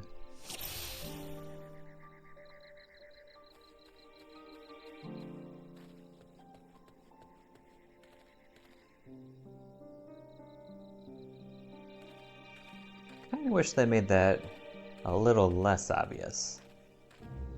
Though I understand it's no fun to basically do this game over and over again when you can't tell whether you're going to lose or not.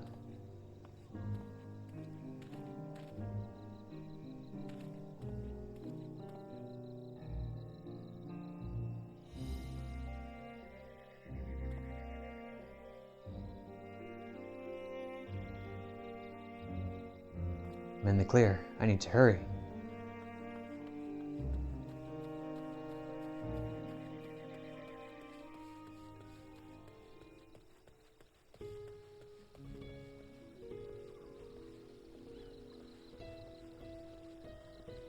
rock could come in handy.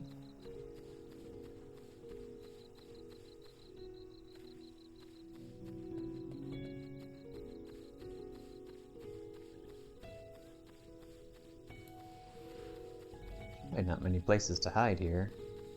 Oh, that's a gorilla. Don't turn around, gorilla, please. Yes, a Ufiti, right there.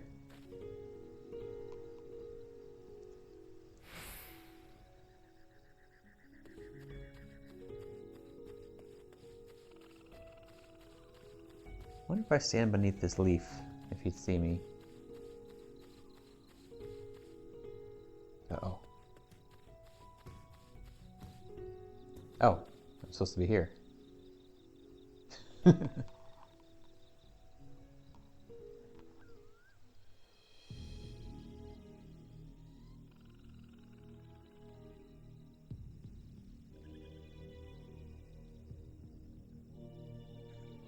Excuse me. The portal should be nearby, and then I'll finally meet him. Is that so? What? You're the hero who saved us in the final days. What are you doing here?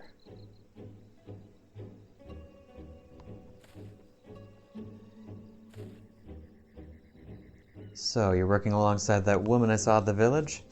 I've heard the rumors that she's spreading, but I had no idea she enlisted your aid.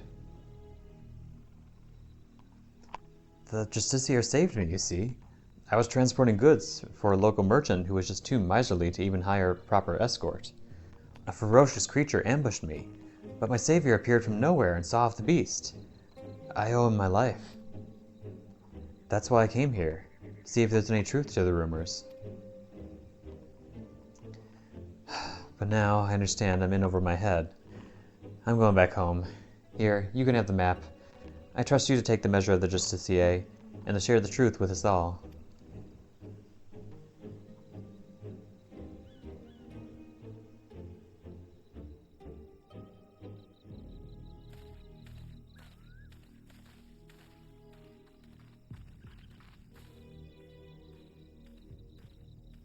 Apologies for watching from the shadows, but I was afraid my presence might have startled the lad. I was able to hear what he said, though, and his gratitude towards the Justiciar seems genuine. I dare say the other followers feel similarly. Well, now that we have a map of our own, let's open the portal and confront Virazan.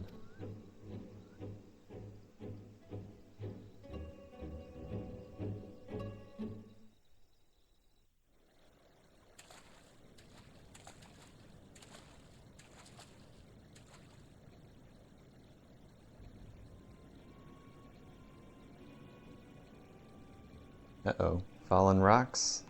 Again?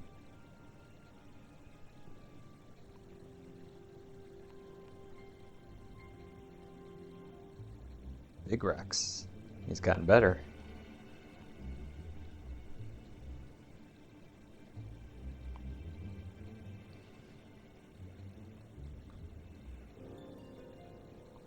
What a sight. Did the treasure cause this?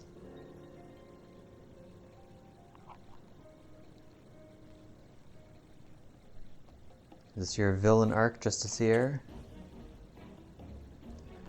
Oh my, if it isn't the hero who saved Razatan, nay, the world itself.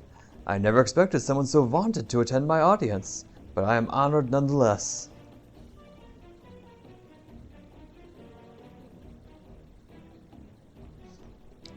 Enough of your games, Virazan. Stop this madness at once. After giving you such a warm welcome, these are the thanks I get? While 'tis true that I was once known by that name, 'twas merely a guise I wore until I discovered my true self. So long as I am the masked hero of Razatan, I shall not suffer any to call me Virazan.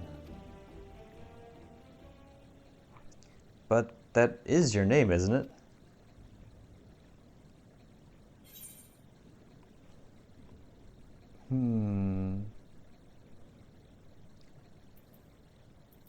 Heroes take pride in their name. The game is up. We've exposed your true identity. Why don't you drop the act and try being a true hero?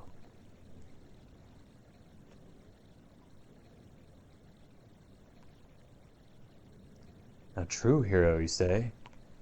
Indeed. Perhaps casting aside this mask is the price I must pay for the adoration I am due. Not exactly what I meant. Oh, you're a lot younger than I thought. Not sure why. Very well. My name shall ring throughout Razatan. Let it be known that the Justicier is Virajan, and Virajan is the Justicier. What are you saying? You unleashed the perch of the apex upon your own followers? You know its name? Wait, I remember you. The girl from Shak Tural, yes? Your village's artifact is not discriminating in its wrath. Some among my followers harbored wicked intentions, and it brought sorrow unto my enemies. The true of heart caught in the aftermath were merely unfortunate. But they believed in you, even though you tricked them. What kind of hero are you?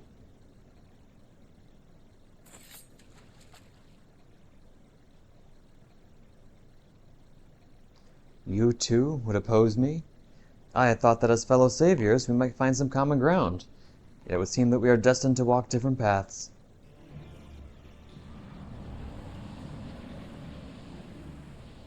Now, faced with unknown peril, a great fervor rages within me.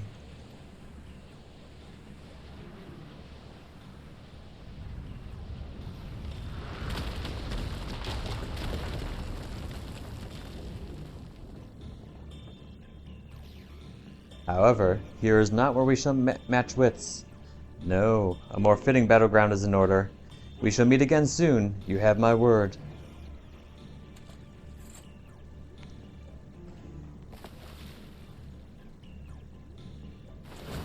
Ah, shut up. Gah! Even she's surprised. Did we knock him out?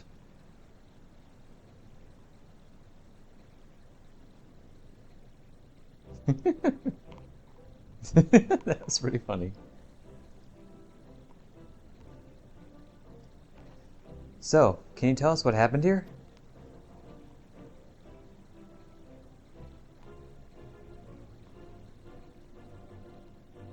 He gathered us all around and made a grand speech, claimed he was the hero that would drive back the flood of fiends threatening Thavnair. Then he spoke of his anger at the recent rumors. He told us to go forth and repair his damaged reputation, so that the people would love him again. He became quite impassioned, in fact.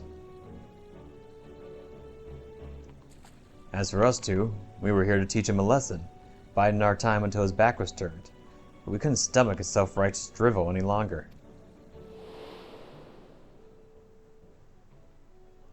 He acts like he's a god come to grace Thavnair, but most people have grown wise to his tricks, including the Radiant Host. We stepped forward and told him as much, then demanded he admit that he's been pulling the wool over everyone's eyes. That's when he started waving that thing about. We soon learned that the rumors of his power were true, and rocks started falling down around us.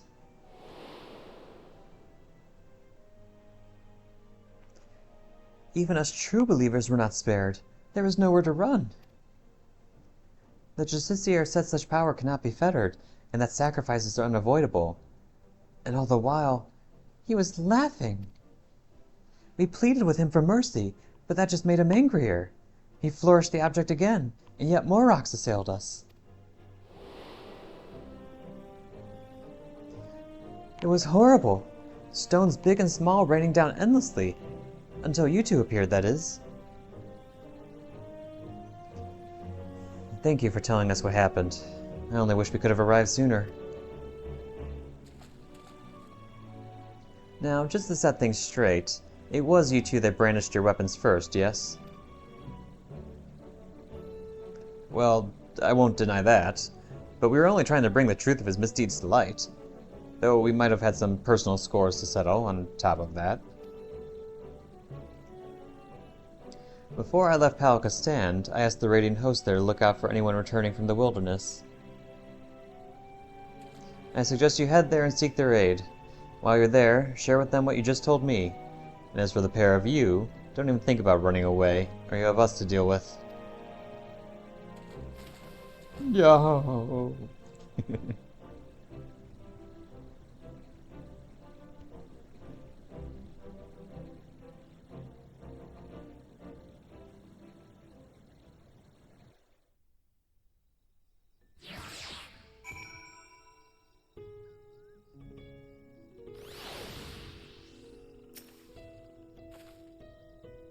Everyone has returned to the care of the Radiant Host. As for those ruffians who meant to attack Virojan, it seems they had a history of violence, for which they may soon answer. Several among Virojan's followers were dealt serious wounds, but we can be grateful that none lost their lives. It's exactly as the old saying describes. The master of the Apex shall be showered with good fortune, yet leave only sorrow in their wake. The part about sorrow certainly seems true, at least. We can but hope that Virojan's spell over the people will be broken at last, when word of what transpired here becomes common knowledge. Let that buoy our spirits as we return to Yedlimad.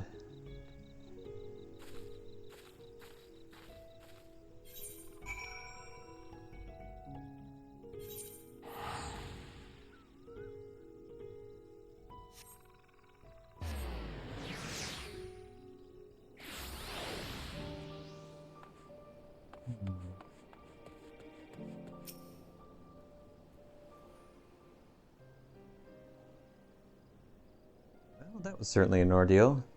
Although Virojan got away, we can look back upon what transpired to plan our next course of action. It seems that the treasure takes rocks from the surrounding environment and makes them rain down upon the wielder's surroundings. However, that power seems to be somewhat haphazard. While Virojan himself wasn't struck, the boulders assailed friend and foe alike. Something else has been nagging at me as well. The stones we saw in the canal seemed quite a bit larger than the others. I don't know what to make of it, but I will give it some thought. We still don't know exactly how he controls the Apex's abilities, either. We must focus on these mysteries as we continue our investigation. As for Virojan himself, he was just as his father said, wasn't he? His so-called heroism is an empty charade, like a child playing at being a hero from their storybooks. He seems motivated by a vain desire to gain the love of people, yet he cares nothing for their well-being. He'll learn his lesson soon enough, though. None will sing his praises after what happened at the Osnir. None will sing his praises after word of what happened at Osnir spreads. Even he must know this. I worry that his desperation will drive him to worse misdeeds. If the treasure is used with reckless abandon, it could cause untold harm. I must discuss this with the Radiant Host. Together, we might be able to capture Virojan before he attempts anything drastic. Stand by for now, Everick. I'll be in touch the moment I have something to share.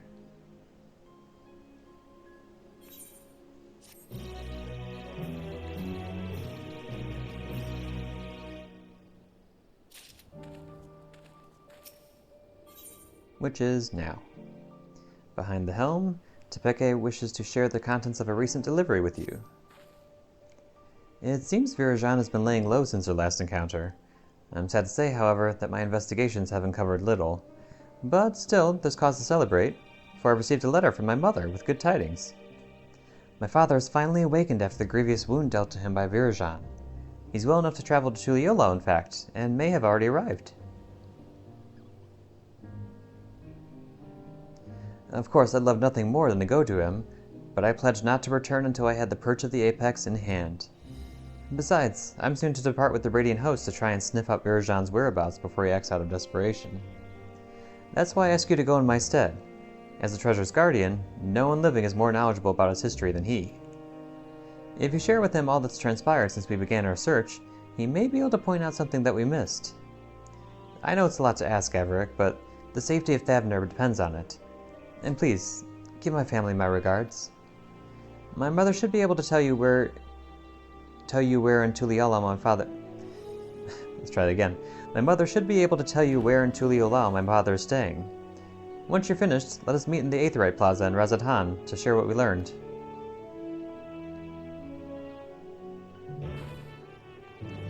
You want me to go all the way to the other side of the world? Sheesh, girl. You ask a lot.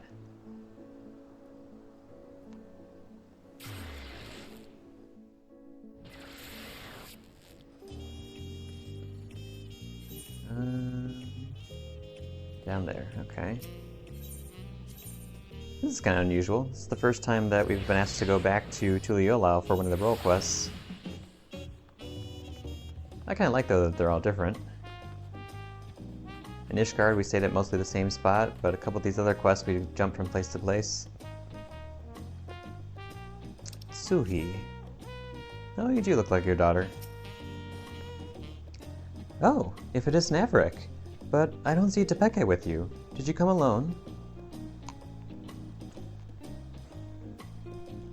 I'm glad to hear my letter arrived safely, and that Tepeke seems to be as tenacious as ever in her search. Her father Netse has already arrived here in Tuliyollao, but has barely stayed in one place since. He seems desperate to help Tepeke from a distance in whatever way he can. He told me he was traveling to the Pyarionen Plain in search of the information he assured me was quite vital. If you wish to speak with him, he'll doubtless be in the area. Boy, we're really going all over the place. Shaktarao. Here we go. Mawahat Soan. Wow, wow, wow, wow.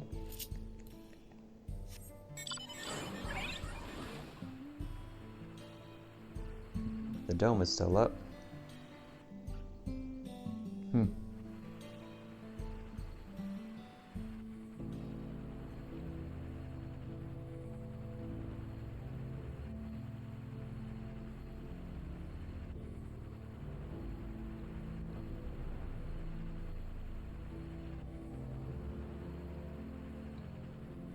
Uh-oh.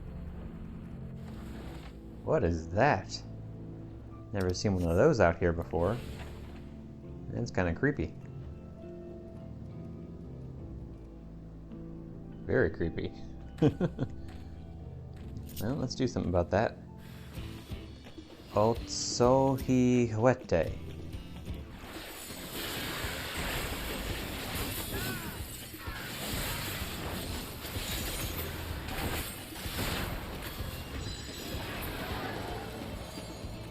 Oh, and I have a chance to use my last combo.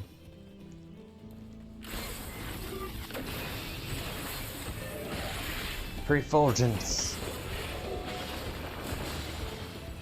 Nope, it survived.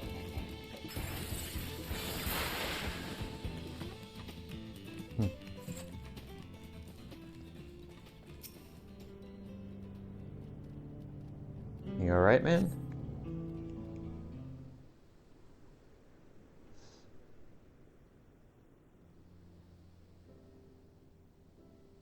Thank you, Traveler. I overextended myself.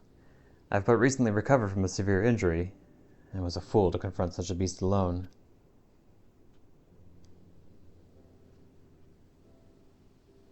So you're the Averick I've heard so much about.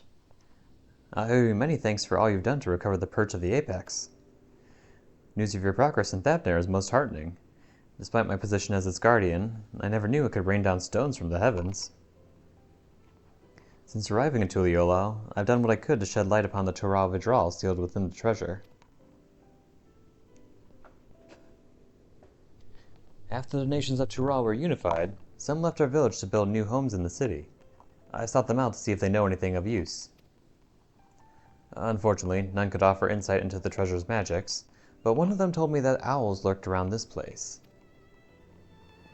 And since the Tural Vidral sealed within the perch of the Apex was once an owl, it seemed logical to pursue such a quarry. I thought perhaps I could glean something about the ancient beast from their behavior. Like as not, some fundamental aspects remain the same, even after transformation. But having heard your account, there is one fundamental difference that stands out. As far as I'm aware, no owl native to these lands possessed the ability to hurl rocks, large or otherwise. No doubt that Tural Vidral gained this power following its metamorphosis. I do believe, however, that would retain an owl's core instincts. That one you fought didn't strike unprovoked, instead it watched me from afar with fear in its eyes.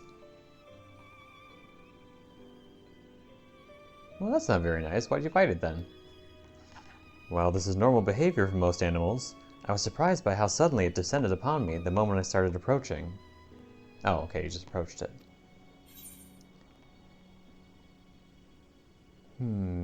Sense danger and attacked preemptively?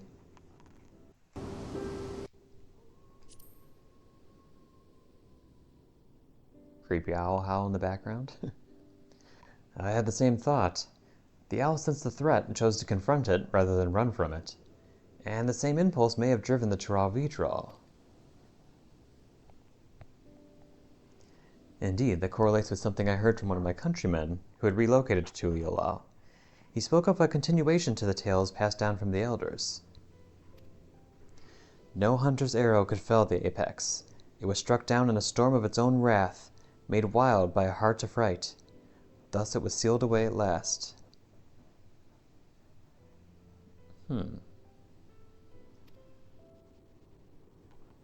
Now, judging from the owl's behavior, I can theorize that the treasure is activated when its bearer senses danger. And according to the story, this power can easily get out of hand if its bearer is panicked. Of course, this theory must be tested first. Virajan will certainly use the Perch of the Apex again. When he does, I ask that you and Tepeke pay special attention to the circumstances leading to its activation. You have my thanks. Loath though I am to admit it, I've yet to recover from my long convalescence, and I would only be a burden to you. I wish I could aid my daughter another way, but you more than make up for my absence. Please lend her every bit of knowledge you have, Averick. I pray that my daughter will soon return home, treasure in hand.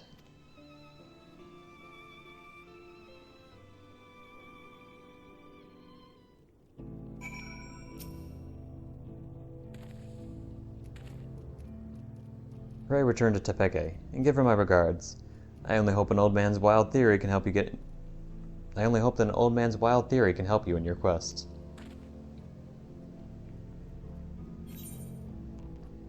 Okay. Back we go to Razatan.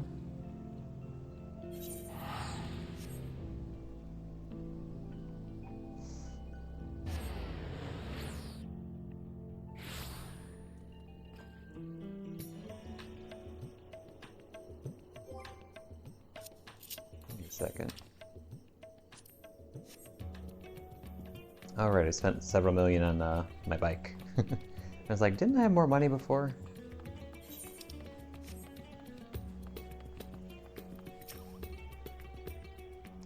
Averick, you came just in time. Virajan has shown his face in Razatan. You can tell me about your journey to Tuliolal later. For now, come with me.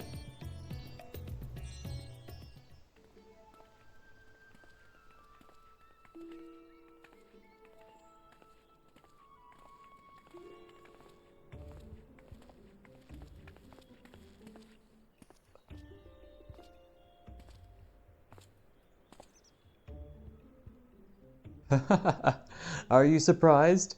Thanks to the sage counsel of a fellow hero, I have decided to doff my mask. Although my face may be unfamiliar, I believe you know who I am. I was once the Justiciar, but now you may call me Virajan. I am Thavdar's protector, its savior, its hero. You may have heard salacious rumors that I have orchestrated the very attacks which I so valiantly drive back. That I was behind the catastrophe at Usner Canals. I'm here to assure you that those are false aspersions all, cast by those who are envious of their betters. I give my life for this fair city and its people, and I would give more still if I could. What should we do? It might be best to lock him up before this gets out of hand. Wait, we don't want him raining down rocks with all these bystanders around. For now, keep a careful eye on him.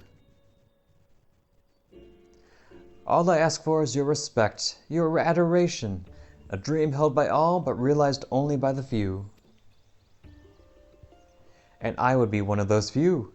I have proven myself worthy of being your savior, and now with an entire city watching with bated breath, I shall declare my intent to reach even higher.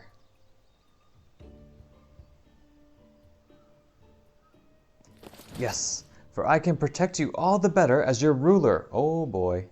I shall retire the mantle of hero and take up the crown as the king of Razatan. Yup. The bastard's gone mad. I wield power unassailable. With me on your throne, you would never again have cause to fear. All would live in peace. All would shower me with love. They would shout it to the heavens. From that love would spring a new Razatan, a greater Razatan. Vitra, can you just like swoop down and eat this guy?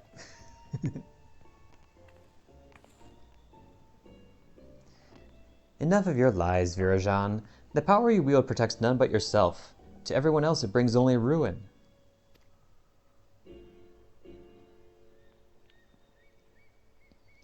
Of course, the road to greatness is ever paved with necessary sacrifices. Yet so long as your ruler lives, Razatan shall know naught but prosperity.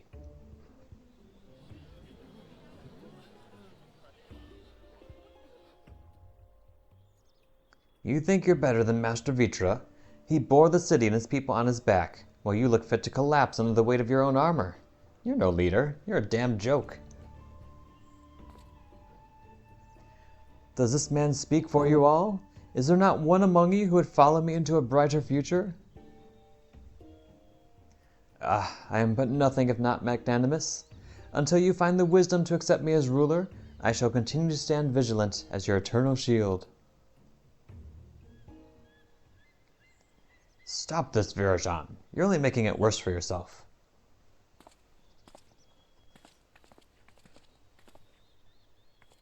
Can't you see you've become a laughingstock? Give up this facade and answer for your sins. Do so now, and the Radiant Host may yet grant you mercy. My sins? Are you not the one poisoning the people against me? Do your worst, I dare you. It will only make me more powerful. I know not what is in your heart, but please end this madness. End it, and return to me, my son.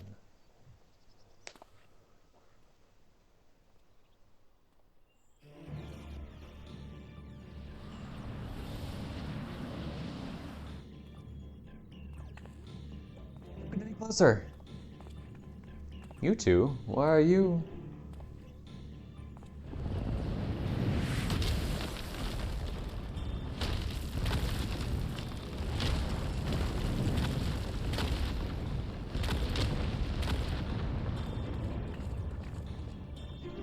His face. What? Don't. If we fight here, there's no telling how many innocents may be wounded.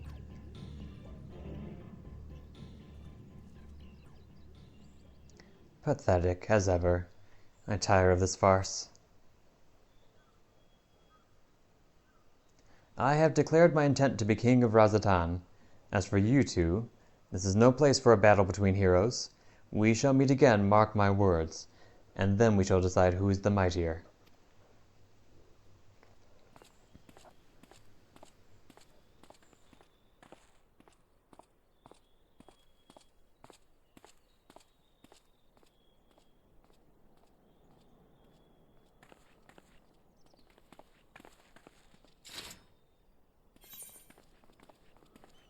We can't risk a confrontation in the city.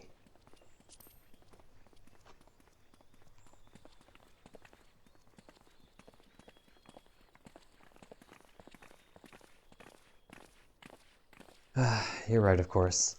As much as I hate to see Virajan walk free, we've yet to ascertain the extent of his power. For now, we must bide our time. His rocks are getting bigger. I noticed that despite all his proclaimed love for its people, he didn't even look back at them as he retreated. Perhaps he couldn't bear to look them in the eyes. Well, one of them at least.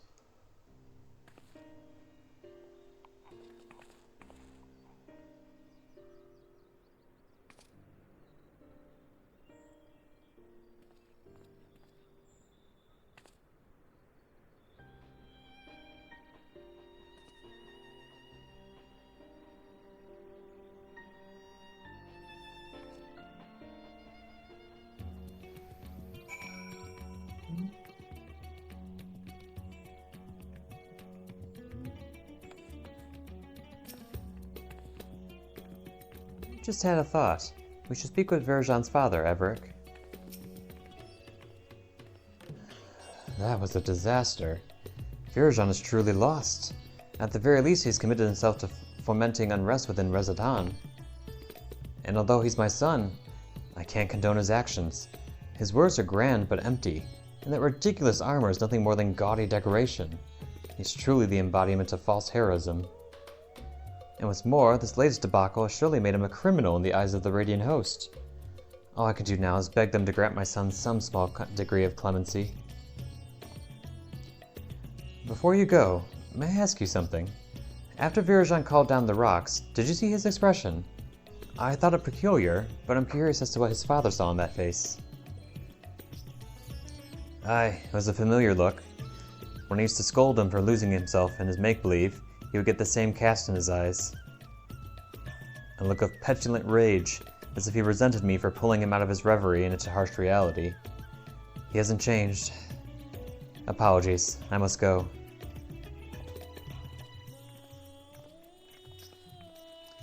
Just as I thought. Even clad in his shining armor, he can bear to be told no. And now his childish games have taken a malevolent turn. But for now, we should return to Yelimad. I still have yet to hear what you learned in Tuliolal, after all.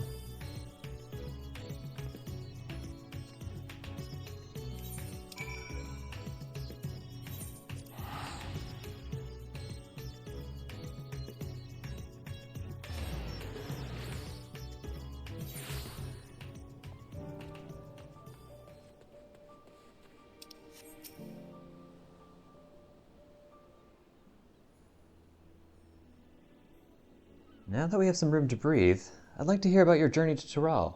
Did my father have anything to share?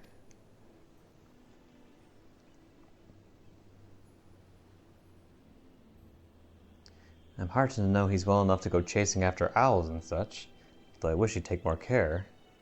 Thank you for saving him, and for bringing me his theory concerning the treasure. If it really is triggered by a sense of impending danger, that might explain why Virajan had trouble using it the first time. He wasn't truly afraid of that small fungi until it was almost upon him. It also explains how he can wield the Apex's powers despite having no training in magics. It responds to emotion, not intent. So much is falling into place. He goaded the Radiants into apprehending him because he knew the threat would be answered. You saw how nonchalantly he quit that plaza, almost as if defying someone to stop him. Virajan truly believes himself to be untouchable. I think his words and deeds align with the theory well enough. As for that curious fragment of a story, it seemed to imply that the Tural Vidral lost control in a panic. Perhaps his strength grows in proportion to the danger it senses, and when the danger is too great, well... You saw what happened at the Oznair Canals in Razatan. You were present both times, as were others who wished Virajan ill. And both times we saw stones much larger than we'd seen before. Now I understand why he's so eager to face you. An opponent of your caliber will strike fear into Virajan's very core, and that fear will summon a power greater than any he's ever known. Power enough to bring a hero to his knees. Or so he thinks, but we know better. We'll use that arrogance to our advantage and bring him crashing down to earth. Although we may have to contend with falling rocks for a time, in a straight fight he'll be outmatched. So we'll strike fast and we strike hard, until that fancy armor is nothing more than mangled steel. Although you may prefer to put your foes to sleep and whatnot, we know he has an arsenal of alchemical concoctions at his disposal. That's why I suggest a bit of good old-fashioned brute force. While you unleash your most fearsome destructive spells, I'll be your shield. Don't even think of holding back. Put enemies asleep? What are you talking about? I look forward to fighting by your side. Now we simply have to find a suitable arena. I shall consult the Radiant Host as to the location. Once that's decided, we'll confront Virajan for the final time. Bom, bom, bom, bom, bom.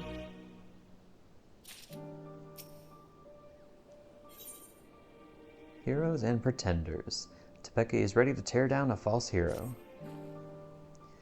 You'll be pleased to know the Radiant Hosts were most helpful in finding a place fit for a duel. When I saw it, even I began to believe our encounter would be one for the songs. Speaking of which, it seems your name is on the lips of all and sundry. The people already consider you the true savior of Razanhan, and believe you will bring Virajan the Deceitful to justice. We apologize for putting so much weight on your shoulders, but something tells me you're used to it. The final showdown shall take place in the mountain pass leading to Khadga, where great crystals will stand as witnesses to its conclusion. Suitably romantic and suitably isolated. The Radiant Host has spread word throughout Thavnir that a hero has arisen to challenge Virajan, and his pride will force him to answer. The entrance to the pass is at Giant Skull Grounds. Let's head there at once to await his arrival.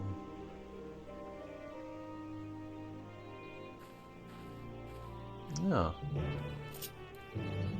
Is this where we fought Rubicante? Be a nice reuse of that area.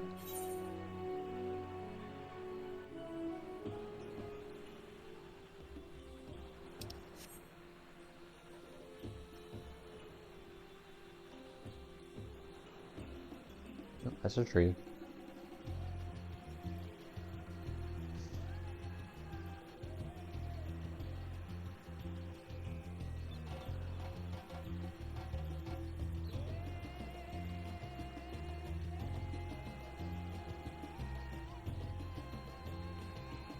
I wish there was something more at this area right here. I mean, we obviously see the, beginnings of the dancers, but still, I'd like to have some dancer quest involved in it or something.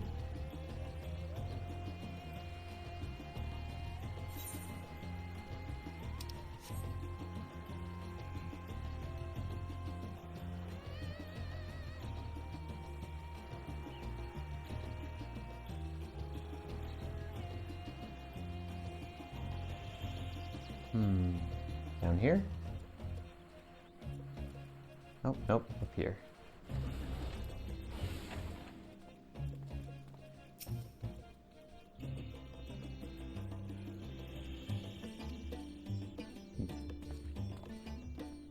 Okay, let's do this, Tepeke. Shramu here has opened the way toward Khadga. I'm certain Virajan will appear before long, and then we'll wipe that arrogant grin off his face. But first, we should check our gear and gird our loins for battle. Are you ready, Everick? Oh yeah.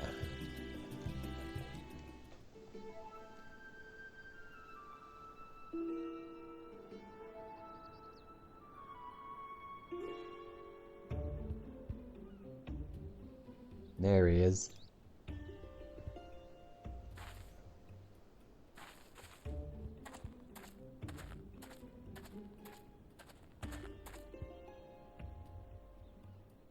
Through the cragged peaks of Khadga,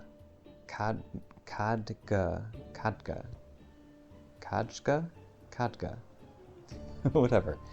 Desolate winds blow over the field of the battle. Oh, what a fitting location you have chosen for the conclusion of this legendary rivalry.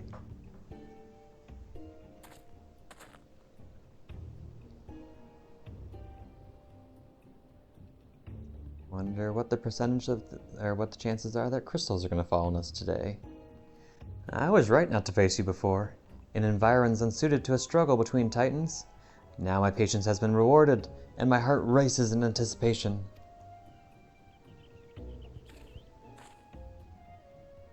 Hehe. I knew you would answer our challenge. You would never be able to stomach the people calling you Craven.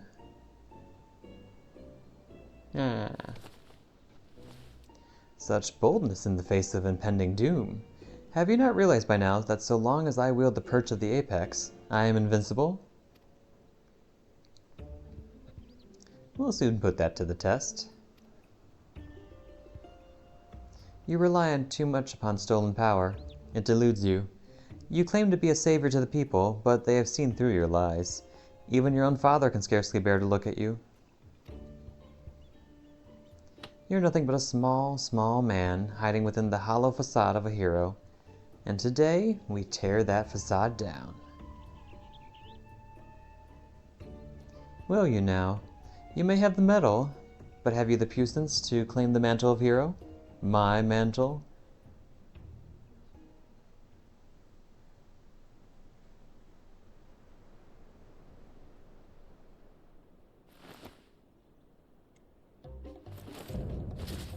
Bound. Birjan the Deceiver.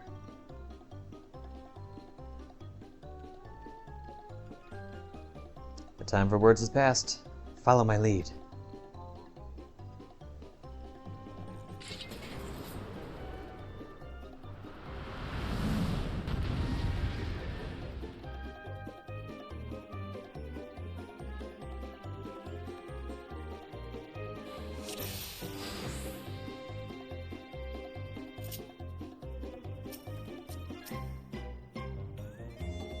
Oh, okay, we're just going right into it.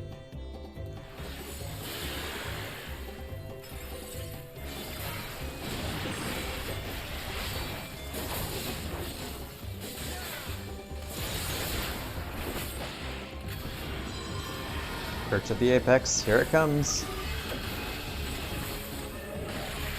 Refulgence. Run! Run or be crushed under a hail of stones.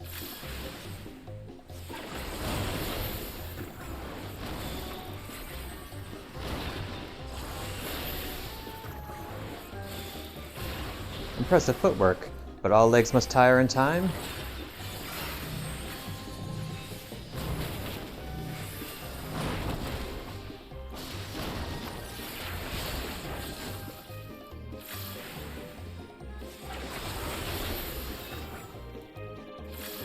Aquavitae.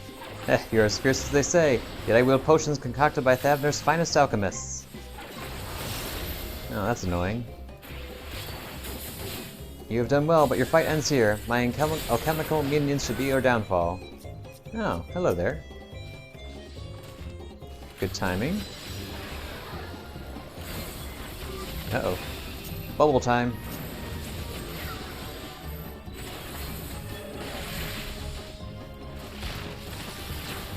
Oh, I see. Refulgence can only be activated when starting with Manification.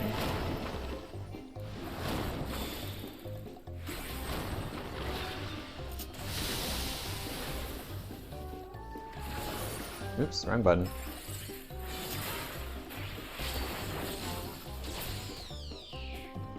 You defeated them already? But of course, who would wish this duel to end so quickly? Round 2.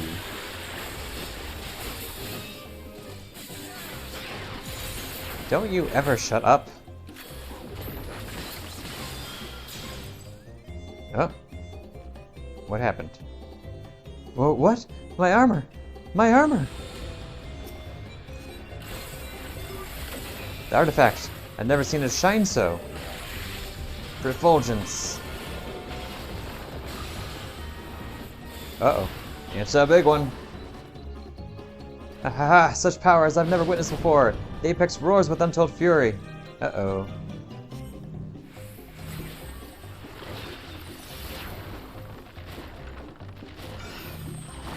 Uh-oh. Please don't move, Tepeke. No! Don't move! No, stay away from me!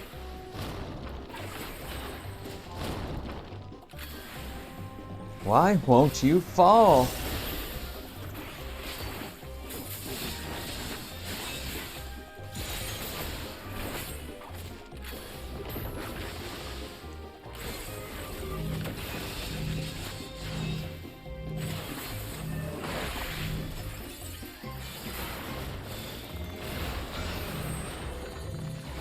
Please stay away from me. No, stay away from me.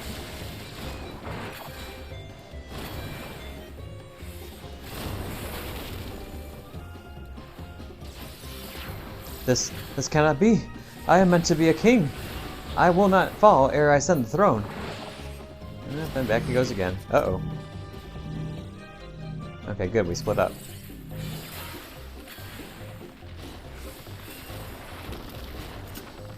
Uh-oh, I'm coming. Magic bubble time. Uh-oh.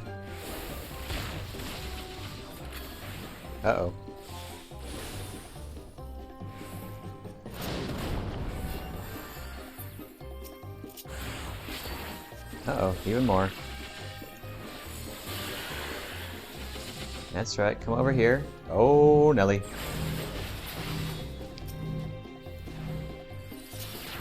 Oh, there's even more. Yikes. Oh, crap.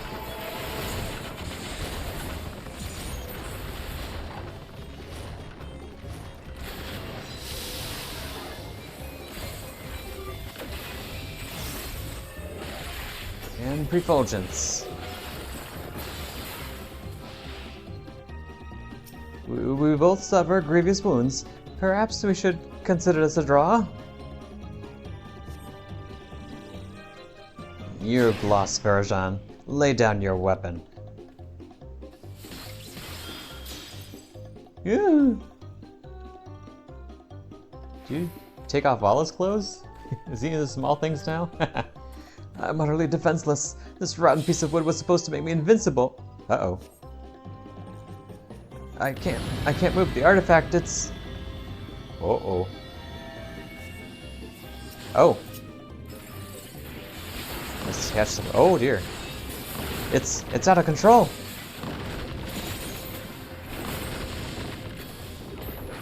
The apex power grows.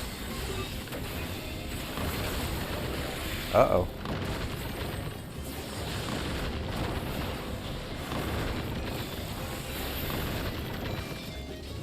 Ugh, I can't end like this. I won't let it. I won't let it.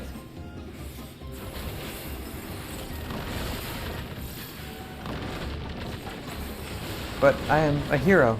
Someone save me.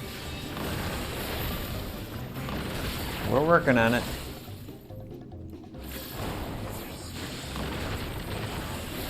It'll swallow us if we don't stop it soon. There we go. The ultimate combo, come on.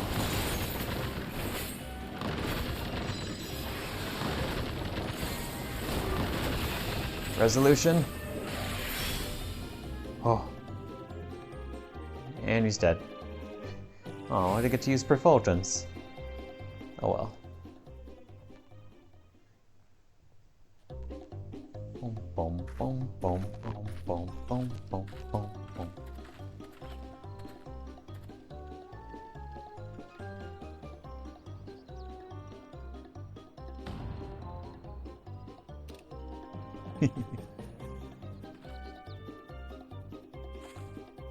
He's out cold.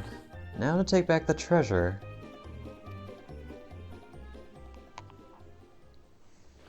What? This can't happen. A hero never falls. I must retreat. Yes, a tactical retreat. A noble retreat. So that the Justiciar may live to save another day.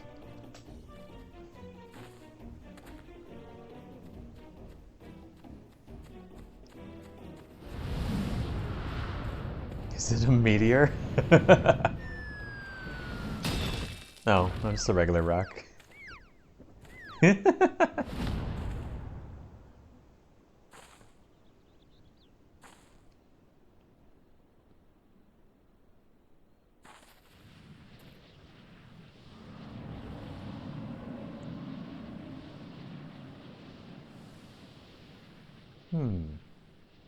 Did not like being abandoned?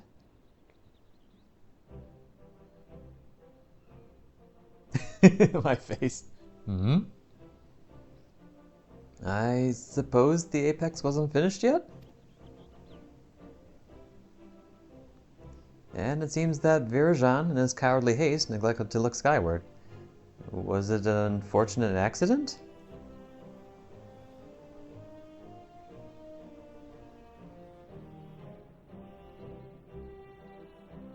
Never know. Or fate delivering his just desserts.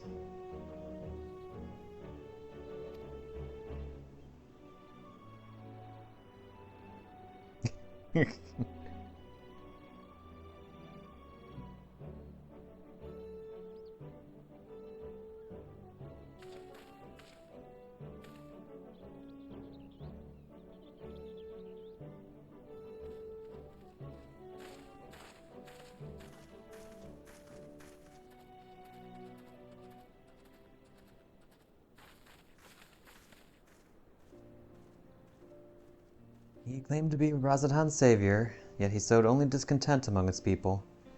Perhaps some days in a sunless jail, or perhaps some days in a sunless jail will give him time to reflect upon the error of his ways.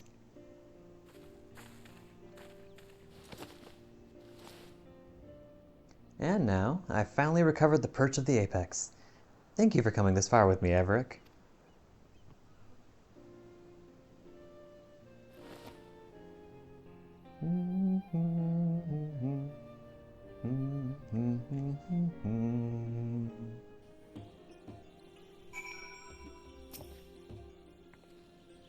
The battle was hard fought, but we made it through. Virajan is the responsibility of the Radiant Host now. And now that I've done what I've pledged to do, I must return home and bring the good tidings to my mother and father.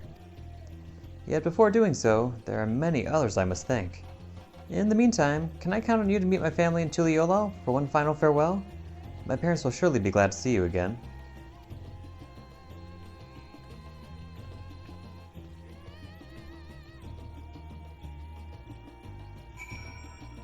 Okay. And then, last but not least, although so far my least favorite role quest, to be honest. What is this? Oh, that's all that stuff, okay. Kugane, right?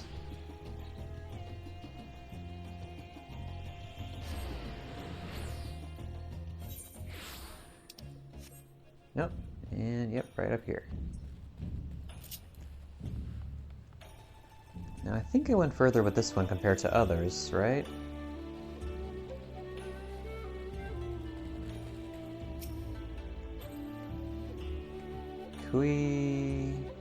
Kuiki. Alright. Kuiki seems on edge. Right, she can't fire an arrow. It just keeps almost hitting a Namazu. Good to see you, Everick. Or should I say, Samadare? There's only one way to be sure. I need you to tell me something only you and I would know. When I used the cocoon to take on Itoka's form, what creature did I hunt? You used the cocoon to take on Itoka's form?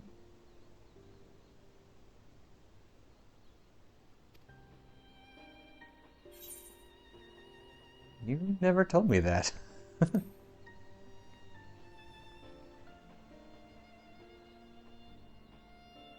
It's really you. Whew, that's a relief.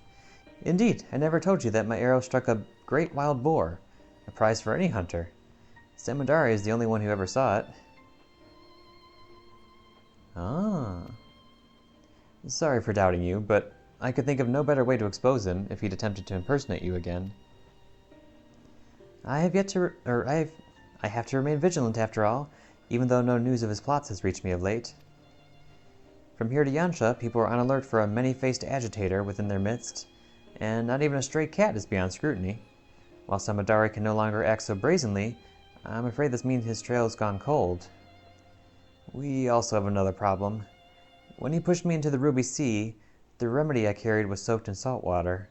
I'm afraid it's no longer effective. No doubt his plan was from the start to eliminate the one means we had of undoing the cocoon's mimicry. We're at a disadvantage too great to ignore. Which is why I intend to synthesize a new batch. I was just about to go procure the necessary ingredients from the supplier when you arrived. Why don't you join me?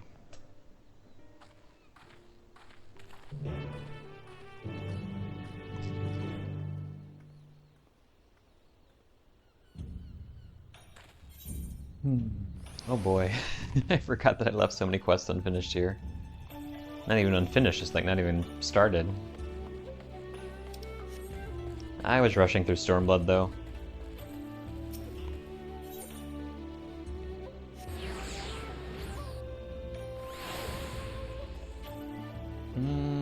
Let's see.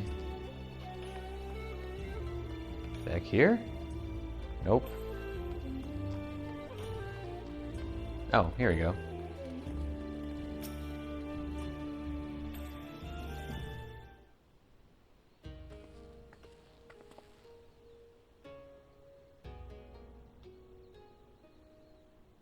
I've never heard of such materials. Where are they found? Deep in the forest of Tyrol, a land beyond the Great Sea, and far, far to the west of here. Tyrol? I'm afraid my supply chain does not extend quite that far.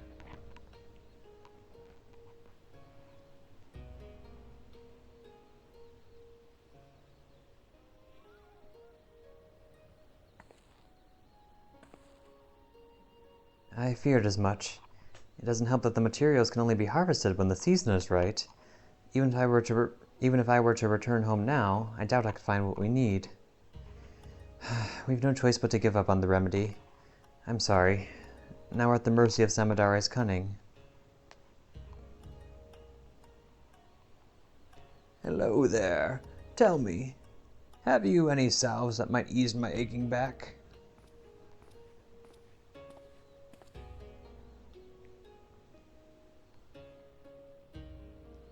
Sir, this isn't the apothecary.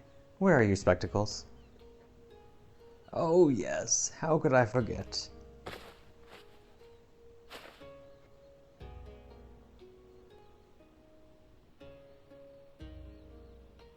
Ah, much better.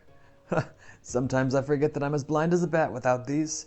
Forgive me, Shirakashi.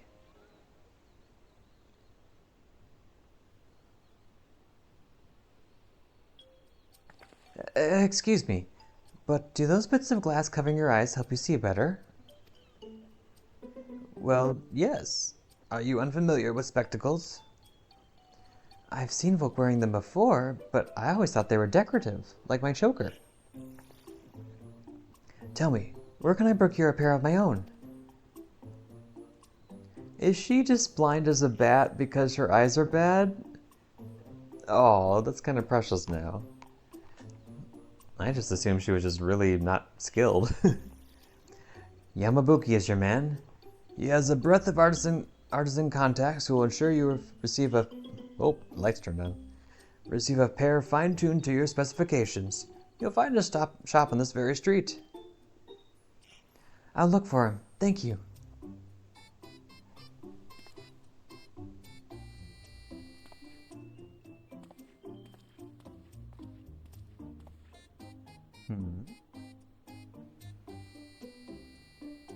I'm sorry, you must be completely bewildered.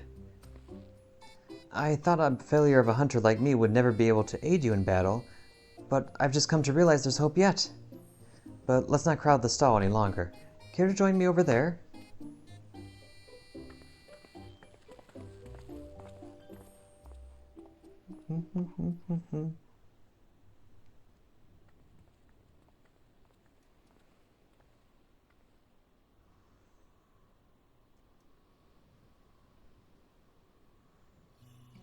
Ever since I was a child, I've had trouble seeing things from afar.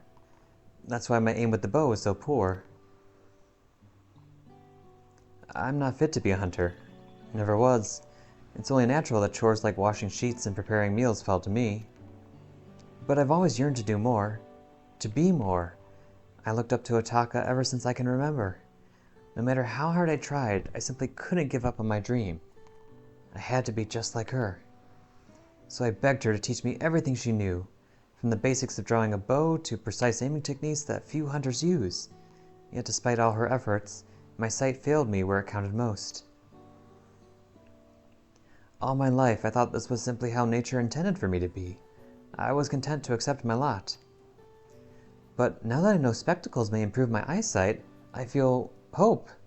If I could just try them, mayhap my arrows would fire true. I could join you in battle, and maybe even strike down Samadari with my own arrow. We may have lost the remedy, but this would give us an element of surprise. So I have to try on spectacles for myself.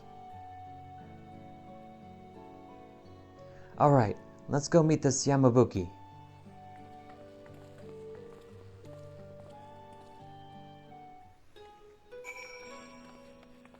Yep, there he is.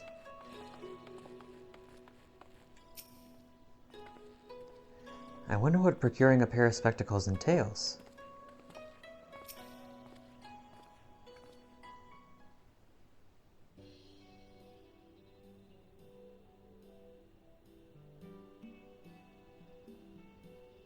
A pair of spectacles, is it? I can certainly get your order in the pipeline, but I'm afraid there'll be a wait. I'm fresh out of supplies, you see, and next shipment isn't due for a number of weeks. Of course, if you're in a rush, you could roll up your sleeves and get the materials yourself. All you need is a glossy shell of an azure hawksbill and a cluster of orient quartz. Bring them here, and my affiliates can begin work immediately. Who knows what schemes Samadari might contrive should we let down our chase for weeks? Would you be willing to lend me a hand with procuring the materials? If we split up, we should be able to gather them in the blink of an eye. Sure. Quite the eager pair, I see. In that case, I dare say you'll be able to negotiate with the Blue Kojin for a carapace of splendid quality.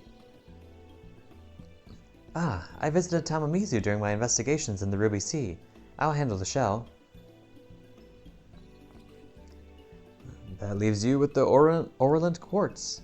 Pray look for a cavern near Shoal Rock in the Ruby Sea. Sprinkle some glittering gravel to lure a Shoal Iwamushi from its lair within, and retrieve a cluster from its shell.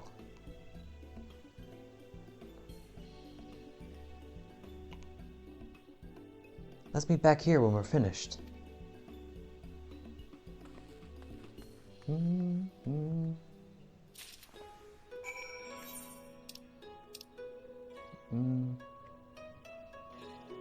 A third. Ah, here we go.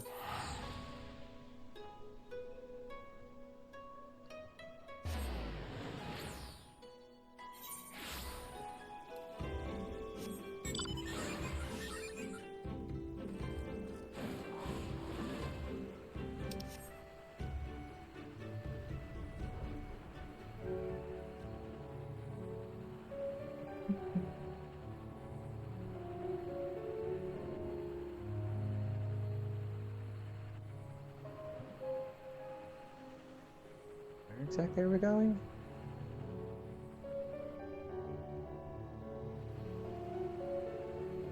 Oh, is it in the cave? Oh, this looks like the place. Have I never been in here before? I must have. Oh. Ooh. Where does this lead? No, just out here.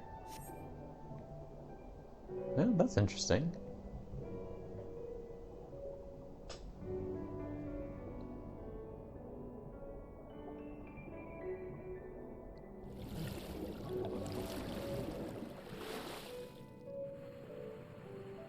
What's on the other side? No, just nothing. And a big clam? Huh. And a strangely dark hole in the wall. Okay, well, anyway.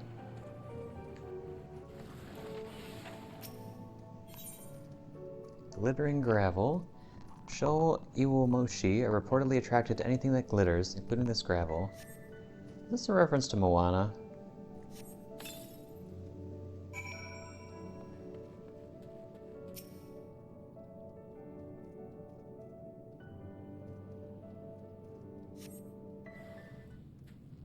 No. That's not exactly what I was expecting. Oh. Glad I didn't rush in.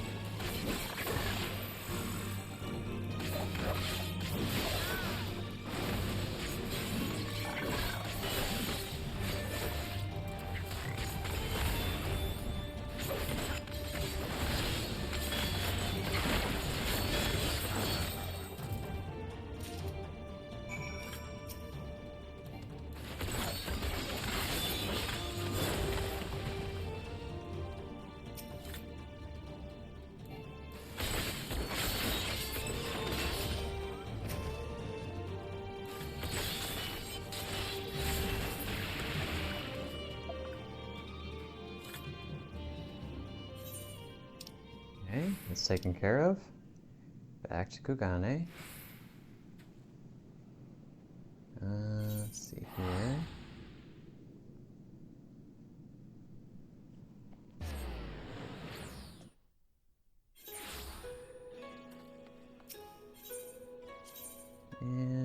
to go here.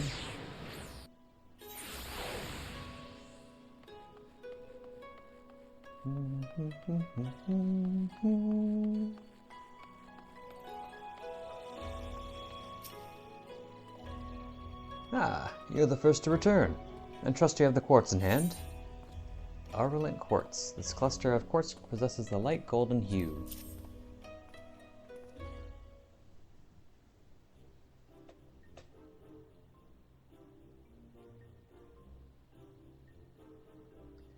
Excellent. This will make for a fine pair of lenses. Now we only need to wait for your friend. I'm back.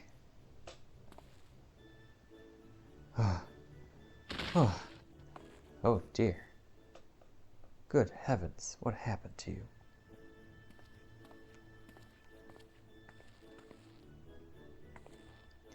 Sorry, didn't mean to alarm you like that. I spoke with the Kojin of the Blue as planned, but soon learned that hawksbill shells have been sparse of late. They were reluctant to part with a single one. I was able to wear them down, though, until they proposed an exchange.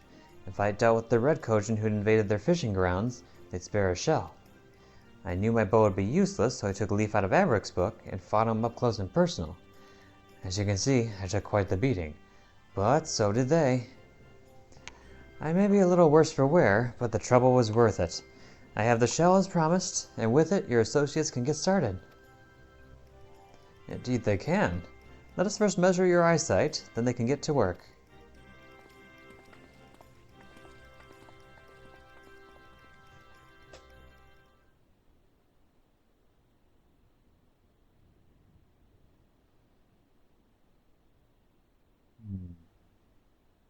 This is incredible.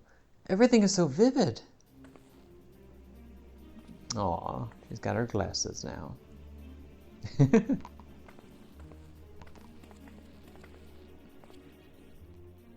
Why, I'm sure I could hit a bird over the horizon. Come, Everick, I want to fire some test shots at the sign over there. Oh, hold on. That seems like a fine way to earn the ire of the Seki Segumi. I'll prepare some targets for you, so let's move somewhere less crowded. Of course. Thank you for going to the trouble.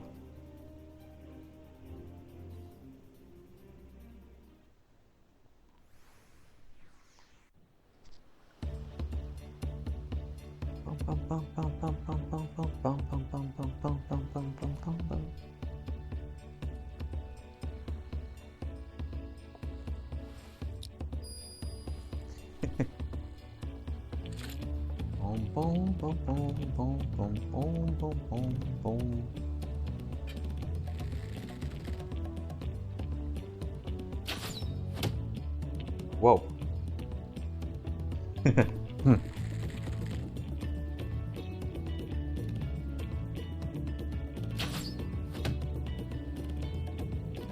Oh, not bad.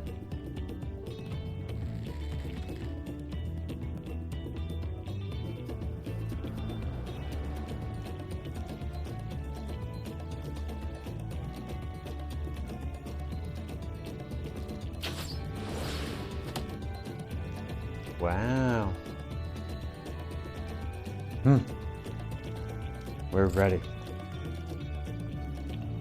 I did it. I really did it. After all these years, my aim is true. When we find Samadari, he won't know what hit him. This will indeed be a great surprise.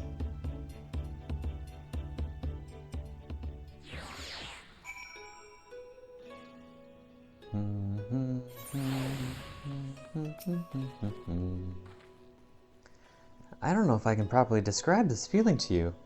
After so long, I don't feel like someone pretending to be a hunter. Finally, I don't feel like a burden.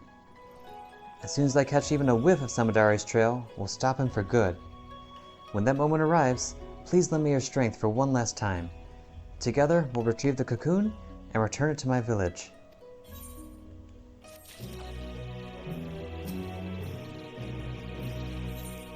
Okay, here's the last one, a hunter true. Kuiki is eager to discuss new developments with you. Actually, hold on. Let me get a drink of water real quick.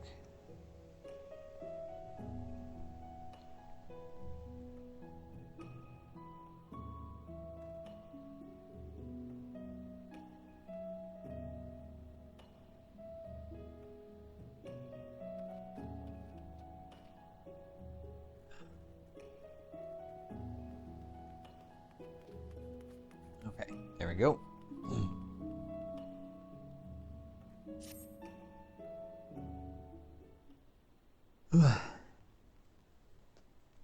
Your timing could not have been more impeccable, Averick. A person claiming to be an acquaintance of yours stopped by just moments ago, wishing to have a word. About Samadari, no less. They're presently waiting in my room, so give me just a moment, I'll bring them here. Oh, is this a real acquaintance of mine?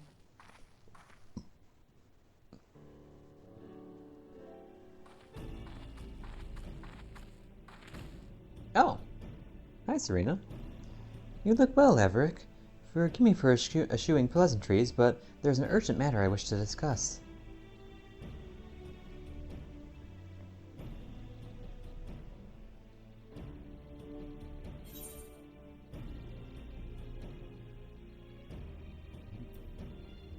What did we eat the night before our trial in Bardam's Meadow? You could say anything, 'cause I don't remember. I rushed through that expansion. Ah, I believe we feasted on gula gula meat. You and Ian competed to see who can bring back the Greater Hall. It would seem you too have grown wary of impostors. Then we can proceed straight into the heart of the matter. You appeared in Mole Elo just a few days ago, claiming Ian had been driven to madness, that he was assembling an army in Doma with plans to conquer the Azim Steppe. For a blessing, we'd already received word from a Doman envoy that an agitator was mimicking others, and saw the ruse for what it was. Unfortunately, when we attempted to capture them, the impostor transformed into a sheep and disappeared among the bands grazing on the plains. When I informed our friends in Doma of the incident, I was told you have been using Kugane as a base to track down the perpetrator, and thought it best I apprise you of this happening. Samadari. He won't relent. His schemes won't end until we make them end. You may discover a clue as to his whereabouts in Reunion. If anyone in the steppe has seen him, that is where they would be. Now, I must alert the other tribes to this threat. May the winds speed your way.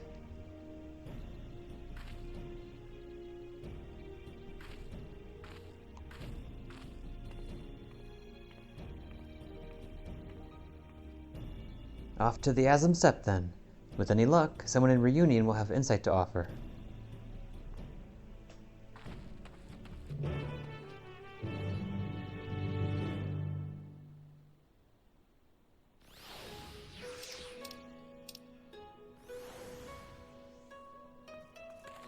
Yep, here we go.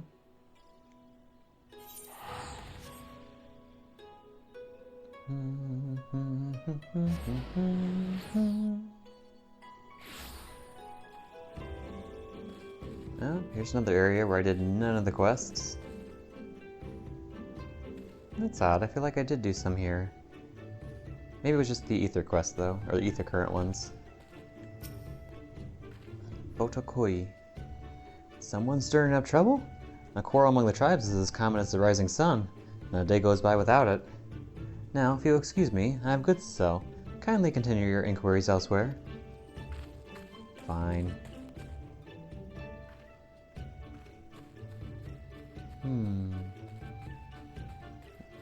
Wood? Conflict is forbidden in Reunion. This is known. As for my tribe, all is at peace. I heard a rumor of interest, however. It seems Magnai of the Oranir has been behaving strangely of late. Perhaps that is related to the matter you are investigating?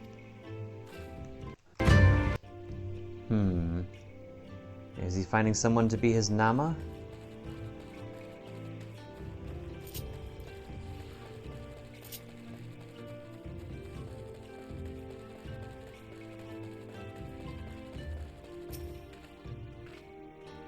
Conflict? Not besides the normal quarrels between tribes. Certainly no disputes on the scale you speak of. But I have heard rumors that Magnai has been sneaking out from the Dawn Throne. Where could he be going? And to do what, I wonder? He's looking for his Nama.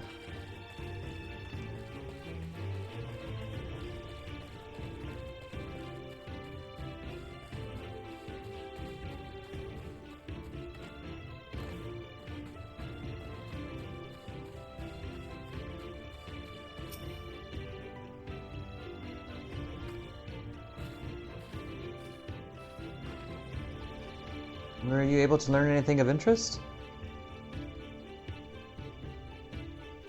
I have also heard rumors that pertaining to this Magnai. One person even stated they saw him headed toward a place called Bardam's Meadow not long ago. Mayhap his is the form Samudari has chosen to take on. Whatever the case may be, we'll find the answer at Bardam's Meadow. We can't allow Samudari's depravities to go on any longer. Steel yourself, for when we next face him, we're putting an end to all of this. Oh, okay. Let's do this. Good, you're ready. Once the battle begins, there's no telling which form Samudari might take. An eminent warrior, a fearsome beast, or worse. He's also shown more scrupulous behavior in his preparations of late. Whatever his form, we would do best to assume that he has thoroughly studied its strengths, and will use them to full effect. Yet I am not the feeble hunter I was before. Together, with your martial might and my exacting eye, we will defeat him. At long last, Itaka shall have her vengeance, and my village shall see the cocoon returned. Let's go.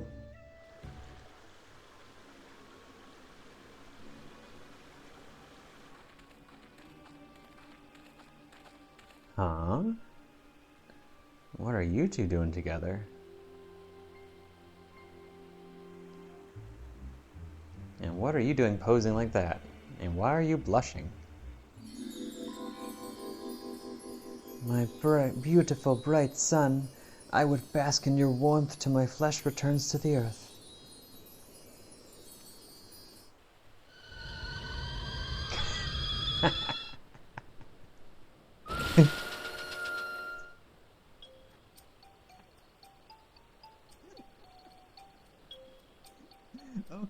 Okay, this was the weakest for most of the quest line, but this payoff is all worth it. The steam and the backpedaling. Has the feral dog gone rabbit? You speak these honeyed words to lure me into your cot, only to slit my throat as I sleep. Hush, fool, I am your Nama. Though we had our disagreements in the past, I've come to understand my actions were born of love. Yet only now that I am forced to wed do I realize this. Despite my shame, I wish to confess my feelings before it's too late. Wed? A Dotharli beast like you? To whom? To what? Hien of Doma. By becoming kin, he seeks to leverage the influence of the Dotharl to claim dominion over the steppe. The Doman knows no shame.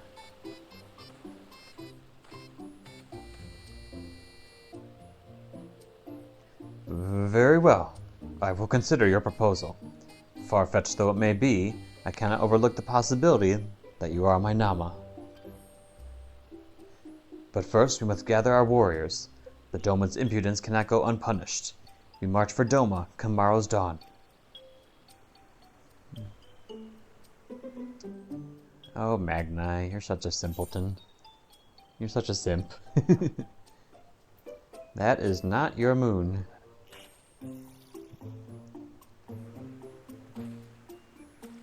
You! What are you doing here? Is it not obvious? They are spies of Doma, come to quash any thought of resistance. You must kill them, quickly. But he is the Kagan.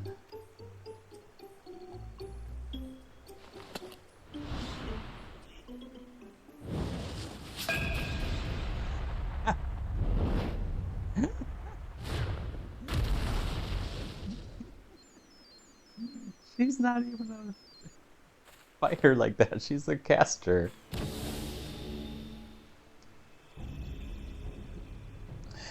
You two are quite the persistent pair. I had hoped to strike at your backs from the shadows, but now you forced my hand. I will select from the repertoire of the greatest warriors I have witnessed, and use their strength to give you the death you so crave. Unbound, Silvertongue Samadare. Beginning with her.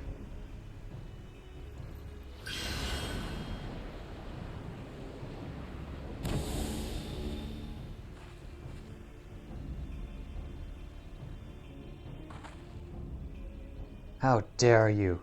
When my arrows pierce your breast, Taka will finally know peace.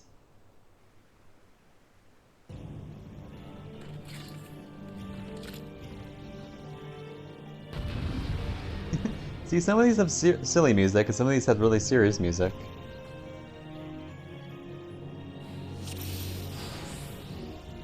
Let us begin.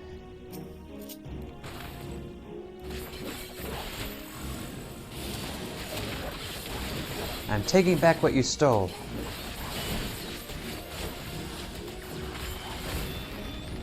Take it if you dare, from the hands of Ataka herself.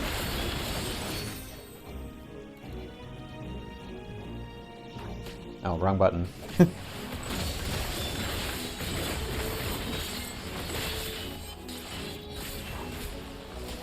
With this artifact, her mastery is mine to wield. Oh my.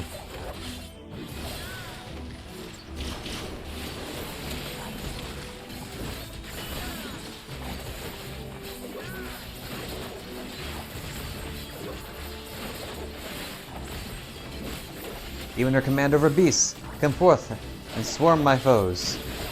Uh-oh, Thunderswarm. Why would she have command over beasts? Oh my.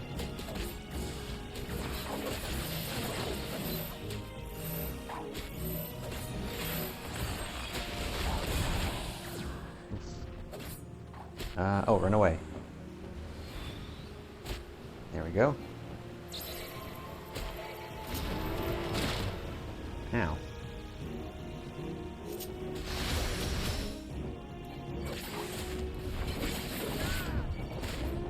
Oh dear. Ow, I'm dying.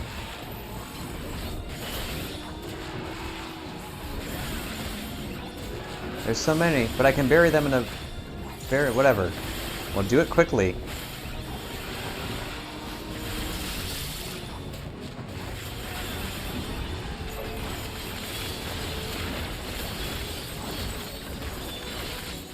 Stubborn fools. Very well, shall borrow the might of that brutish Orinir.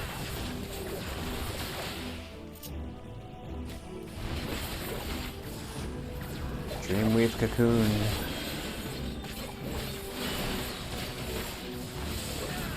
You will scuttle around about no more. Uh-oh. Oh, come on. Now to deliver the coup de grace with that authority devil.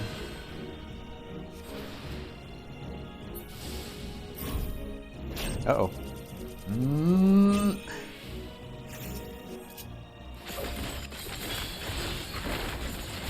Out.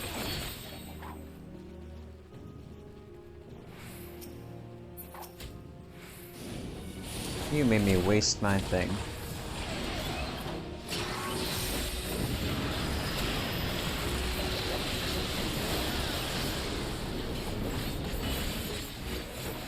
Damn you. So be it, I will assume her form.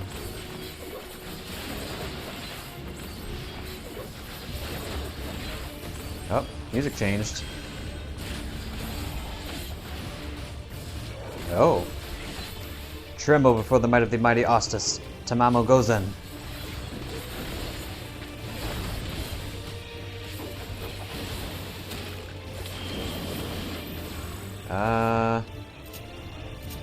Knockback resistance? Nope, that didn't work.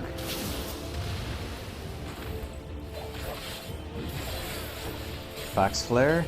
I'm not finished yet.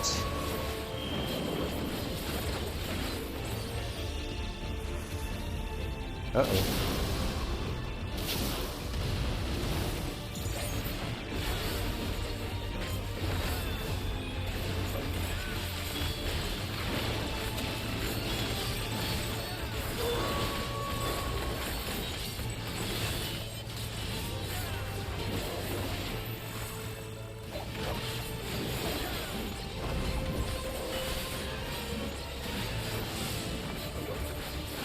90-volt curse.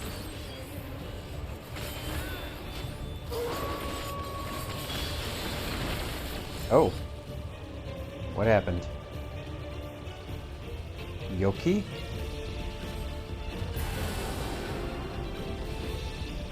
Such baleful energy. We'll be in trouble if we don't do something.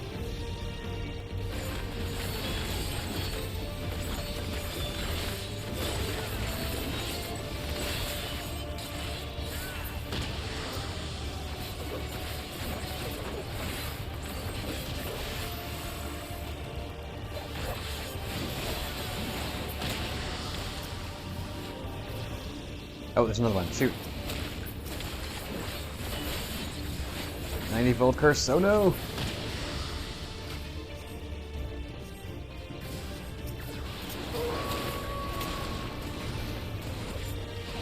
Uh-oh. Ouch. You survived?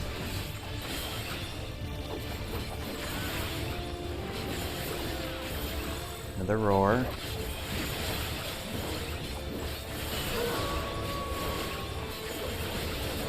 Matters not. As long as I have this power, victory is assured. Another roar. Is that all you can do?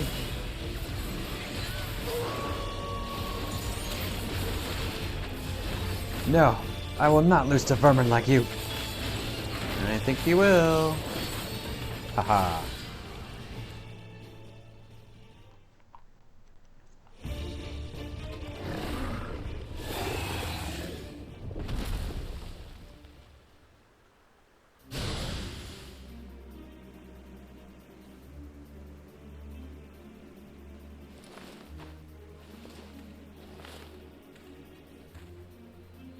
No. Not this time. This is gonna hurt. Probably some poor Namazu.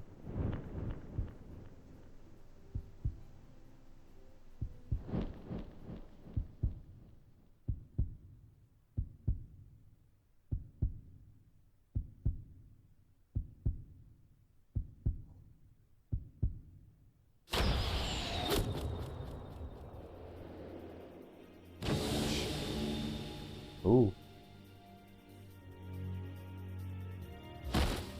Ow. He's dead.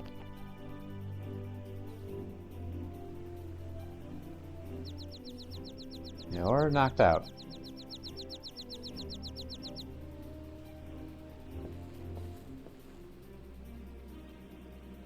You got him.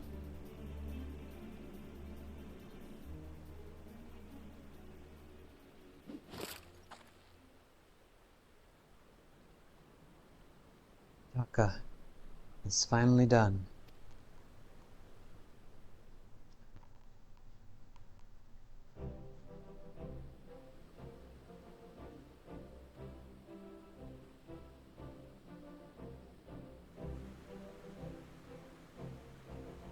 What am I doing here? Feels as though I've just awoken from the strangest dream. Well, you see... This cowardly cur assaulted you from behind and knocked you unconscious.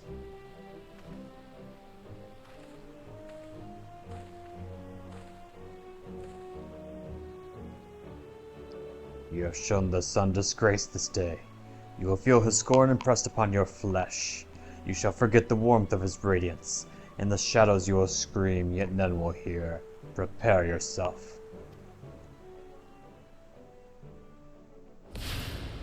Ah!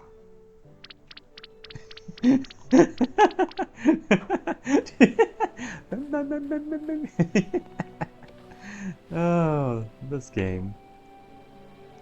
Death would have been too good a fate for him. He deserves to spend the rest of his days feeling the weight of his crimes. Now we've honored Ataka's memory and reclaimed the cocoon. No words can express my gratitude, Everick. I can finally go home.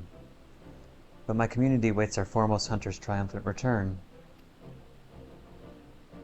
What expression will come over their faces when the village disgrace arrives instead? I don't know if I can bear to see.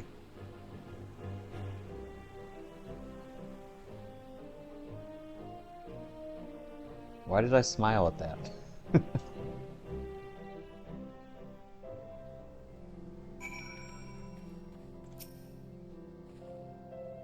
Our journey to reclaim the Dreamweave cocoon has come to an end at long last. Would that I could return home in high spirits. As I recall, you said Shashishbia is the one who requested your help, yes? Let us make the journey back to Tuliolal and report to her all that has happened.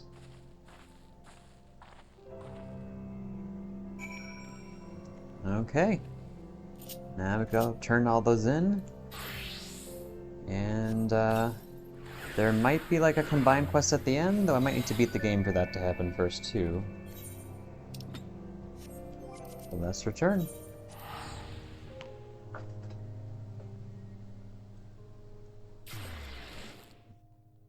Bum, bum, bum, bum, bum.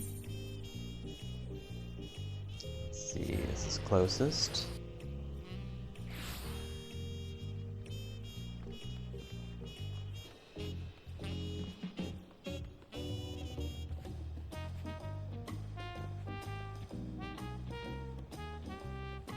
Here we go. Nyepine.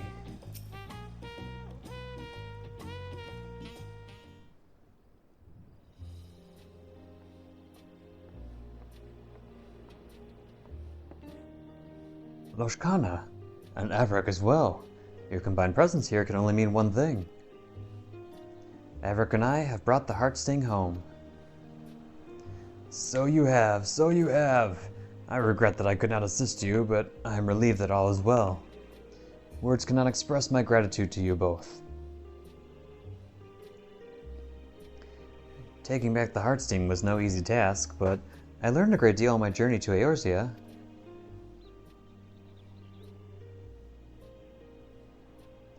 One of the Unbound, a man called Kokonoa, possessed an inherent immunity to poison, built up by years of regularly ingesting small amounts.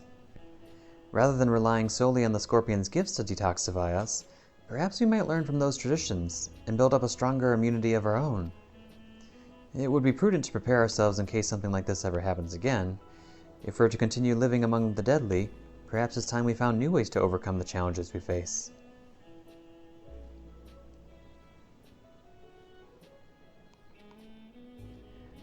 Throughout my life in the village, I thought I knew everything there was to know about the Heartsting.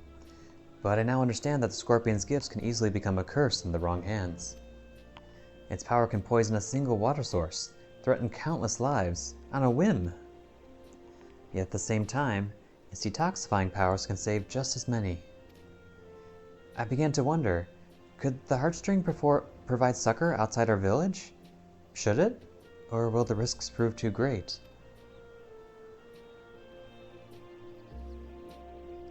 Excellent questions all. Knowing what the Heartsting is capable of outside our borders, we must consider this carefully, for the future of our people. I am certain your father will wish to speak more of it upon your return.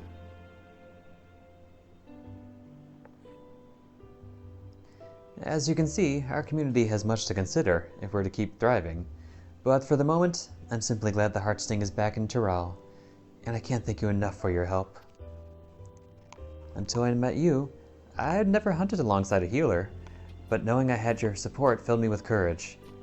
Yours is a heartening presence, one I'm going to miss dearly. You have my gratitude and my trust, Avrik, now and forever.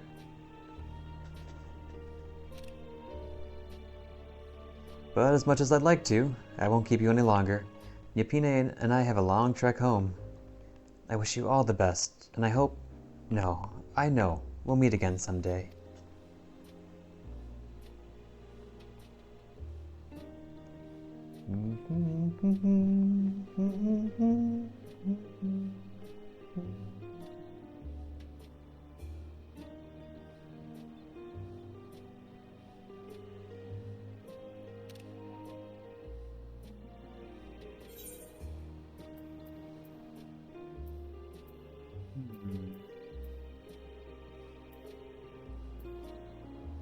Oh, I get off them.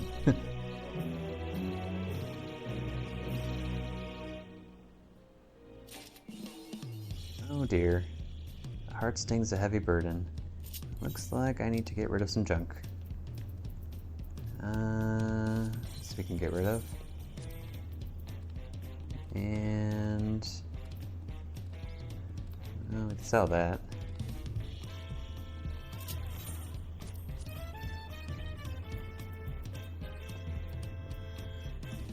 And I could buy this again later. Okay, that should be enough. Now, tank time. There they are.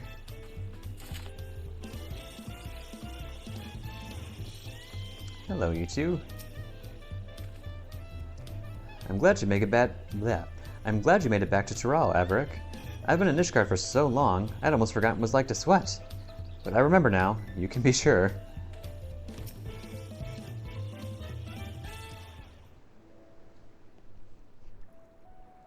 Averick, there you are. I was afraid we wouldn't see you before we left. We arrived not long ago and appraised Brook Evu of everything that happened. This is the longest I've spent away from our village, but even though Tuliolao and Ishgard were like entirely different worlds to me, I was only ever treated with kindness. Is anything the matter, Tentoa? Nothing. It's just something I've been thinking about. Our people have always been self-sufficient, but the Ishgardians and the Zundu showed that looking to your neighbor can reveal a way through the harshest difficulties. And you heard Handaloop.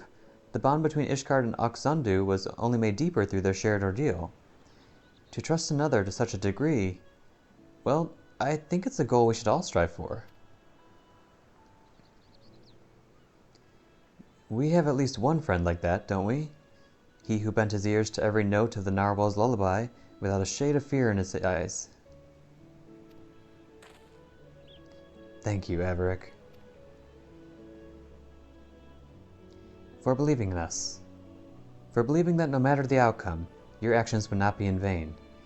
In so doing, you taught me the worth of fighting alongside allies you can trust.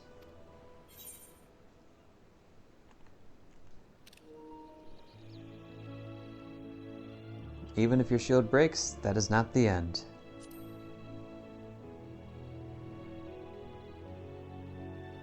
You're right. It's our faith in our allies, and their faith in us, that gives us the courage to protect each other. But approaching someone with open arms doesn't mean they'll accept you. The relations between our people and our neighbors have been strained by generations of mistrust, and we must take care to mend them properly. If we can do that, and learn to look towards the future hand in hand, then there will be no need to use the cradle ever again. People can sleep and dream untroubled, and awaken with bright eyes. I want to see those days come to pass. Me too. Then you and I can finally spend more time together. Right. Of course.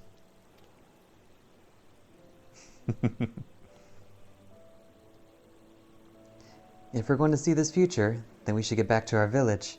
They'll be overjoyed to see the cradle returned. Thank you for everything, Averick. Next time we meet, may we both have good news to share.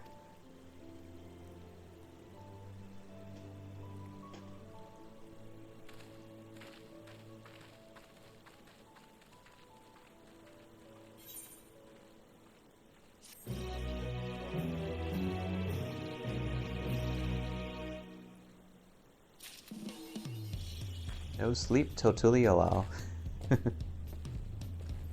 Okay. Unfortunate that it started raining, but oh well. Let's see, next up was... ranged, right? Yeah. Raholja.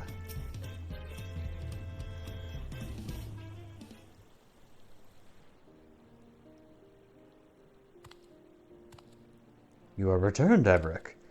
But pray tell, what has become of my granddaughter? Why, I'm right here. We did it, grandfather. We took back the Steel Hog vessel.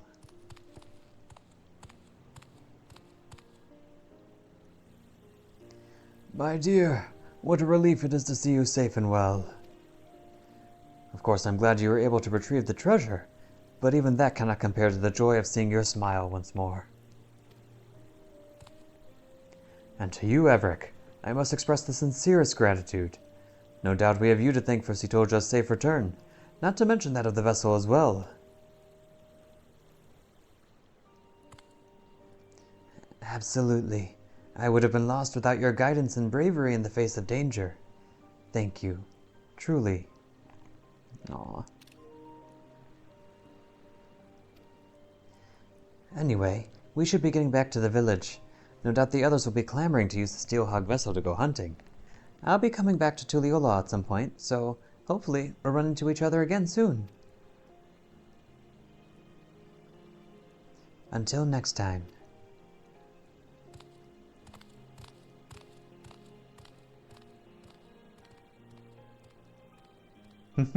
Aw.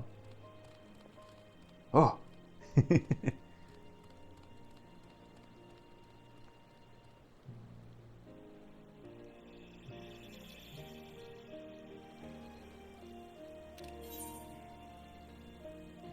That'd be a great shot when it's not sunny. Or when it is sunny, rather. Some shields are made to be broken. Let's see. And then, next was Red Mage. There we go. There's the two of you. Why, if it isn't Everick! I'm pleased to say I've quite recovered since we last met. Perhaps one day I'll have the chance to save you in return. I didn't expect to see you in Tuliyola again so soon. Is Tepeke well?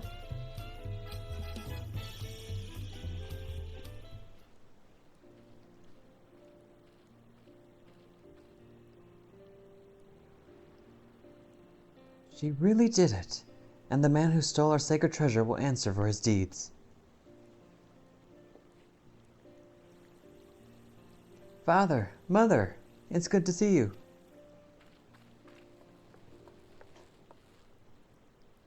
I'm sure Everick's already told you what happened. I couldn't have retrieved our treasure without him. So we've heard. Yet Everick also told us your wits and bravery were essential to your success. On behalf of our whole village, I thank you for guiding Tepeke in her quest, Everick. Now the perch of the apex must be returned, and put under careful guard once again. The story of the Chiral Vidral's demise proves that we are not meant to wield his power as our own. I'm sorry, Father, but I disagree. Once I return to the village, I want to tell everyone what happened at Thabnir. They need to know what the treasure is capable of, or else we risk forgetting once again. I won't deny that the Apex's power is dangerous. I saw with my own eyes what happens when it's wielded with abandon. Yet, during the course of our search, I also saw potential. If we fully understood how it worked, how we could use it without risk to ourselves or other people, we could turn something we once feared to our advantage, instead of letting it become obscured in legend.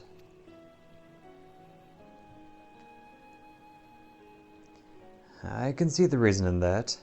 We must be ever ready for danger, even in times of peace. Should our safety be threatened, the treasure may grant us a means to protect ourselves. But can we be trusted to use it responsibly? Great power breeds great desire. Someone with the same ambitions as Virajan may rise again, perhaps from among our own. I dare say that once I've regaled them with the rise and fall of the Justicier, I think they'll think twice before following in his misguided footsteps. As our forebears relied on the legend of the Chiral Vidral's fate to forbid the treasure's use, we can rely on the story of Virajal's fate to urge caution. And this time, we can have someone who lived through it to tell the tale. Of course, if I'm going to be guiding people in safe use of a potentially dangerous treasure, I see no choice but to inherit my father's position as its guardian. Some may raise their eyebrows at the prospect of a loose-lipped Tepeke serving as the perch of the Apex's protector, but I've grown from my mistakes. And who better to tell the tale of Virajan and Tepeke's failures?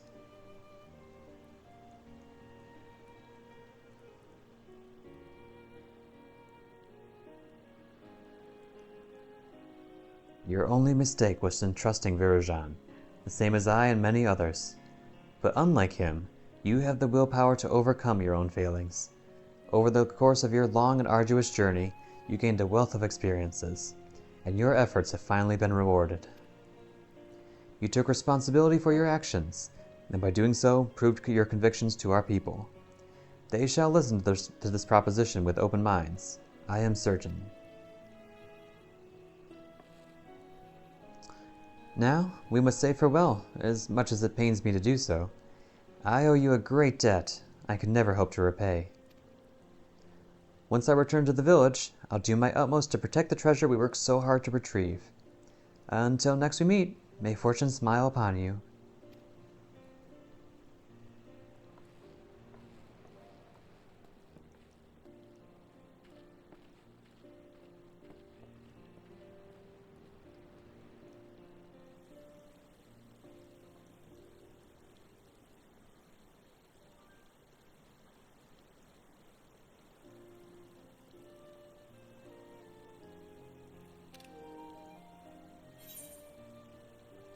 Heroes and Pretenders.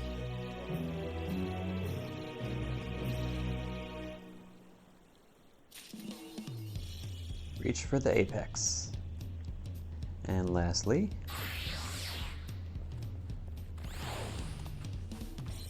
bum, bum, bum, bum, bum, bum, bum, bum. Shasheshbia.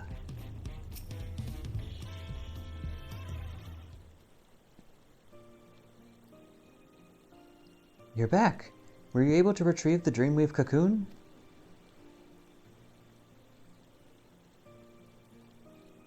Itoka isn't with you? Well, about that.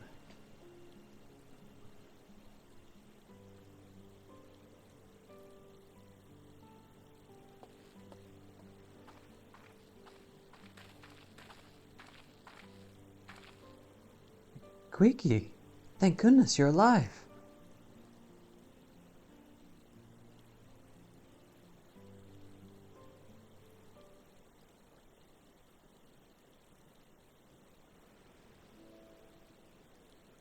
May her soul rest in the cocoon's embrace. I can't believe Ataka's gone.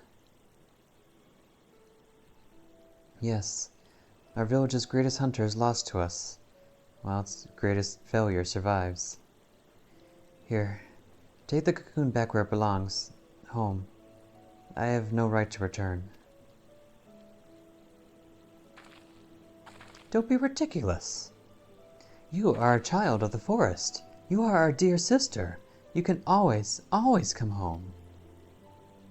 The entire village has been worried sick about you.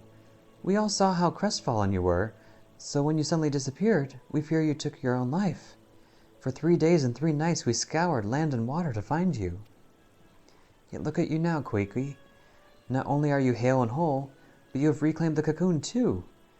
I'm sure that Ataka's spirit, hunting in the forest above, is smiling down at you with pride. And she would much rather you take up her mantle and protect the village than wallow in guilt over her death. Nothing escapes your gaze now, after all. Isn't that right?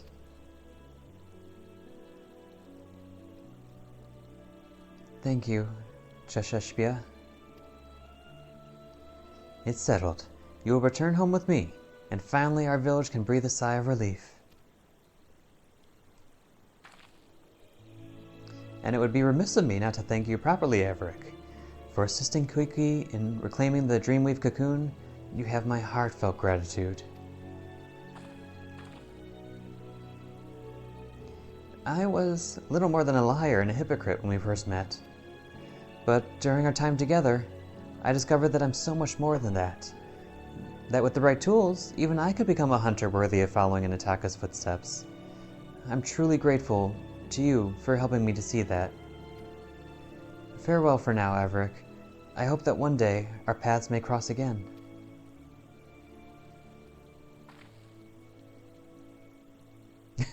Glasses.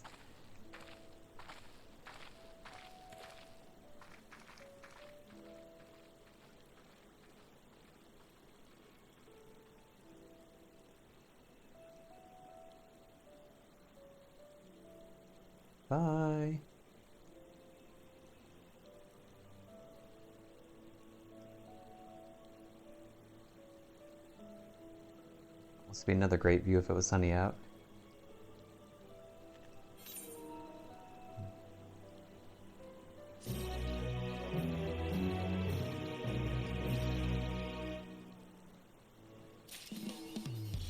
Dreams woven anew.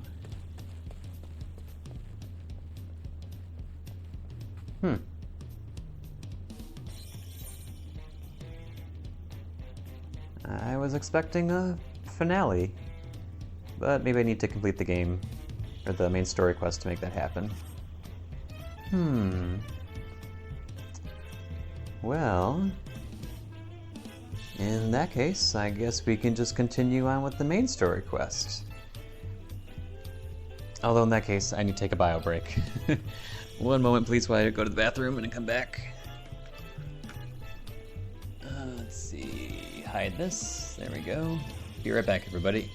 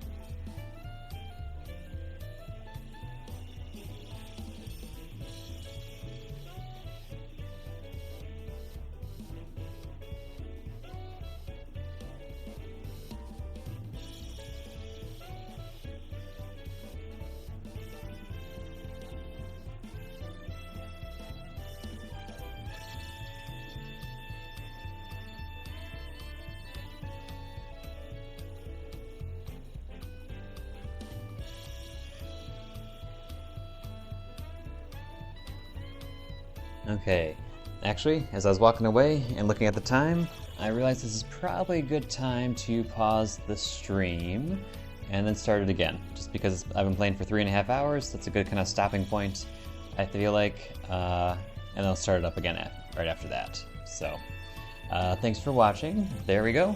We got all the role quest complete, at least that we have access to at the moment. So, see you all on the flip side. Bye-bye.